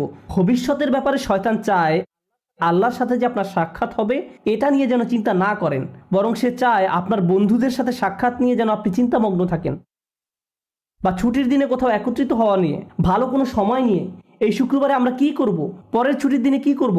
ভবিষ্যতের ব্যাপারে সে চায় নিকট ভবিষ্যৎ নিয়ে যেন চিন্তা করেন আর দীর্ঘমেয়াদী ভবিষ্যতের কথা যেন ভুলে যান। অনেকের কাছে দীর্ঘমেয়াদী চিন্তাটা এরকম যে আমি তো দীর্ঘমেয়াদী চিন্তা করছি, আমি চিন্তা করছি কিভাবে একটি বাড়ির মালিক হওয়া যায়, অথবা চিন্তা করছি কোন শহরে বসতি করব, বা আমি ভবিষ্যৎ শিক্ষা নিয়ে চিন্তা করছি। কিন্তু আল্লাহ আসলে চান আপনি যেন আরও দীর্ঘমেয়াদী চিন্তা করেন। যখন আপনি তার সামনে গিয়ে দণ্ডায়মান হব তখন কি জবাব দেব, এভাবে যখন চিন্তা করবেন তখন আল্লাহর সাথে সাক্ষাৎ নিয়ে আপনার একটা পরিকল্পনা থাকবে। ঠিক যেমন তরুণরা ভার্সিটিতে ভর্তি হওয়ার পর তাদের একটা প্ল্যান থাকে 3 বা 4 বছরের মাঝে গ্রাজুয়েট হওয়া। এই প্ল্যান থাকার ফলে আপনি তখন অনেক সাবধানতার সাথে বিভিন্ন কোর্স নেবেন। এই সেমিস্টারে কোনটা কোনটা নেবেন, পরের সেমিস্টারে কোনটা কোনটা নেবেন, এখন আপনার কাছে কত ক্রেডিট আছে, কোন কোন কোর্সগুলো ঢিলে ঢালাভাবে করলেও হবে, এই সকল ব্যাপারে আপনার সুচিন্তিত একটি পরিকল্পনা থাকে। যদি পিছিয়ে পড়েন তাহলে অতিরিক্ত কাজ করে তা পুষিয়ে নিতে হবে। কিন্তু যদি আপনার কোনো লক্ষ্য না থাকে, যারা ভার্সিটিতে যায় কিন্তু কবে গ্র্যাজুয়েট হবে এই ব্যাপারে কোনো মাথা ব্যথা নেই, 10 বছর যাবৎ ভার্সিটিতে পড়ে আছে, তোমার মেজর কোন বিষয়, আমি এখনো ভাবছি, তোমার চুল পেকে গেছে আর এখনো মেজর সাবজেক্ট নিয়ে চিন্তা করছো, এরকম উদ্দেশ্যহীন মানুষও রয়েছে। শয়তান মানুষের এমন উদ্দেশ্যহীন জীবনই পছন্দ করে। সে চায় আপনি যেন উদ্দেশ্যহীন জীবনযাপন করেন। আর যে লক্ষ্যটি আল্লাহ আমাদের সামনে ঠিক করে রেখেছেন তা হলো তার সাথে সাক্ষাৎ। যদি এই লক্ষ্যটি আপনার সামনে থাকে তাহলে জীবনে যে কোনো সিদ্ধান্ত নেওয়ার সময় আপনি চিন্তা করবেন, যখন আমি আল্লাহর সাথে সাক্ষাৎ করব, পরবর্তী সিদ্ধান্তটি নেওয়ার পূর্বে আমাকে আল্লাহর জিজ্ঞাসাকে, আল্লাহর সাক্ষাৎকে সবসময় বিবেচনায় রাখতে হবে। কিন্তু শয়তান যদি এই লক্ষ্যটি দূর করে দিতে পারে তাহলে আমার মাথায় এই চিন্তাটি আসেও না, আমরা তখন যা ইচ্ছা তাই করি। আল্লাহর চিন্তা আমাদের মাথা থেকে দূর হয়ে গেছে, কারণ শয়তান আপনার সামনে একটি আবরণ তৈরি করে দিয়েছে। ফলে আপনি আপনার সামনের অবশ্যম্ভাবী গন্তব্যের ব্যাপারে অন্ধ হয়ে পড়েছেন। শয়তান চায় আপনি যেন ভবিষ্যৎ নিয়ে উদ্বিগ্ন থাকেন। সার্বক্ষণিক উদ্বেগ যেন আপনাকে তাড়া করে ফিরে। আমার ছেলে কি করবে, সে কি অবাধ্য হয়ে পড়বে, আমার মেয়ে কি করবে, আমার স্বামী কি করবে, আমার স্ত্রী কি করবে। আপনি এভাবে অন্যদের নিয়ে সবসময় উদ্বিগ্ন থাকেন, তারা কি করবে, যেন তাদের দায়িত্ব আপনার উপর বা আপনি তাদের নিয়ন্ত্রণ করেন। আমরা নিজেদেরকে ভালোভাবে নিয়ন্ত্রণ করতে পারি না, অথচ মনে করি যেন আশপাশের সব কিছুই আমরা নিয়ন্ত্রণ করতে পারবো। তাদের ভবিষ্যৎ কি হবে তাও নিয়ন্ত্রণ করতে পারবো। আপনি এমন অনেক মায়ের সন্ধান পাবেন দুশ্চিন্তা একেবারে মরে যাচ্ছেন যে আমার মেয়ের কেন বাচ্চা হচ্ছে না, তার কখন বাচ্চা হবে, সে তাকে ফোন করে এভাবে, আল্লাহ চায় তোমার জন্য একটি বাচ্চা হয়। আল্লাহ তার জন্য সন্তান চায় না, আপনি চাচ্ছেন। আমি জানি না আপনি আল্লাহর কাছ থেকে কোনো ইমেল পেয়েছেন কিনা যে তাকে এভাবে বলছেন। এভাবে চরম আকাঙ্ক্ষিত পার্থিব জিনিসটি আপনার অন্তরে সবসময় জায়গা দখল করে রাখে। ফলে ভবিষ্যতের চিন্তা বলতে শুধু এটাই বুঝেন, আমার অমুক জিনিসটি নেই, আমার তো এটা নেই, আমার এটার জন্য অপেক্ষা করছি, আমি জানি না কেন এটা পাচ্ছি না। জিনিসটি পাওয়ার জন্য এভাবে আপনি সম্পূর্ণ আচ্ছন্ন হয়ে পড়েন, পুরোপুরি ব্যাকুল হয়ে পড়েন। শয়তান চায় এভাবে সম্পূর্ণভাবে যেন আপনি আচ্ছন্ন হয়ে পড়েন। কারণ যদি এমনটা করেন, প্রথমত আল্লাহ আপনাকে যা দিয়েছেন তাতে সুখী থাকবেন না, দ্বিতীয়ত সহজেই ভুলে যাবেন যে যিনি সব কিছুর নিয়ন্ত্রক তিনি হলেন আল্লাহ। আমি আসলে আমার সন্তানদের নিয়ন্ত্রণ করি না। একটি নির্দিষ্ট বয়সে পৌঁছানোর পর তারা যা কিছু করে তা তাদের এবং আল্লাহর মাঝে। সর্বোচ্চ আমি যা করতে পারি তা হলো উপদেশ দেয়া, তাদের সিদ্ধান্ত একান্তই তাদের। যদি আমাদের রাসূলুল্লাহ সাল্লাল্লাহু আলাইহি সাল্লাম তার নিজ কন্যা ফাতেমার দিকে ফিরে বলতে পারেন, হে মুহাম্মাদের মেয়ে ফাতিমা, আল্লাহকে ভয় করো, আমি তোমাকে আল্লাহ তাআলার পাকড়াও হতে রক্ষা করতে পারবো না, তোমাকে সাহায্য করার মতো কোনো সামর্থ্য আমার থাকবে না, তিনি এটাই তার নিজের মেয়েকে বলেছেন, তাহলে আমরা কিভাবে মনে করি যে আমরা অন্যদের নিয়ন্ত্রণ করতে পারবো? এমনকি আমাদের পরিবারের মধ্যেও শয়তান চায় আমরা যেন মনে করি আমরা হলাম নিয়ন্ত্রক। কিন্তু বিষয়টা আসলে আল্লাহর অধিকারে। সে আমাদের মনকে এভাবে সম্পূর্ণ আচ্ছন্ন করে ফেলে। আর অবশ্যই মানুষকে নিয়ন্ত্রণ করতে গেলে হিতে বিপরীত হয়। মানুষকে নিয়ন্ত্রণ করা যায় না, আসলেই যায় না। আর যখন নিয়ন্ত্রণ করতে গিয়ে ব্যর্থ হন, তখন আরও বেশি উদ্বিগ্ন হয়ে পড়েন, আপনি ক্রমাগত নেতিবাচক হয়ে পড়েন। আর আপনি যখন সম্পূর্ণ নেতিবাচক হয়ে পড়েন, তখন আপনার পক্ষে কৃতজ্ঞ হওয়া অসম্ভব হয়ে পড়ে। খেয়াল করে দেখুন আয়াতটি কিভাবে শেষ হয়েছে। আপনি তাদের অধিকাংশকেই কৃতজ্ঞ পাবেন না। তারা সবসময় নেতিবাচক চিন্তা করবে, আমার চাকরির কি হবে, টাকা কোথায় পাবো, এটা কোত্থেকে আসবে, ওটা কোত্থেকে আসবে, স্বাস্থ্যের কি হবে, বাচ্চাদের কি হবে, অমুক অমুক ব্যাপারে কি হবে, যদি তারা জেনে যায়, যদি এমনটা ঘটে, যদি সে কিছু বলে বা যদি তিনি কিছু করেন। আর এসব তুচ্ছ ব্যাপার নিয়ে আপনি এতটা আচ্ছন্ন হয়ে পড়েন যে ভুলে যান আল্লাহ ভবিষ্যতের নিয়ন্ত্রক। আপনি আমি এর নিয়ন্ত্রক নই। আমরা যে একটি ভালো দিন অতিক্রম করি এটা এই জন্য নয় যে আমরা খুব ভালোভাবে প্ল্যান করে দিনটি কাটিয়েছি বা আমরা এটা অর্জন করেছি বা দিনটাকে নিয়ন্ত্রণ করে কাটিয়েছি। একমাত্র আল্লাহর কাছ থেকেই প্রশান্তি আসে।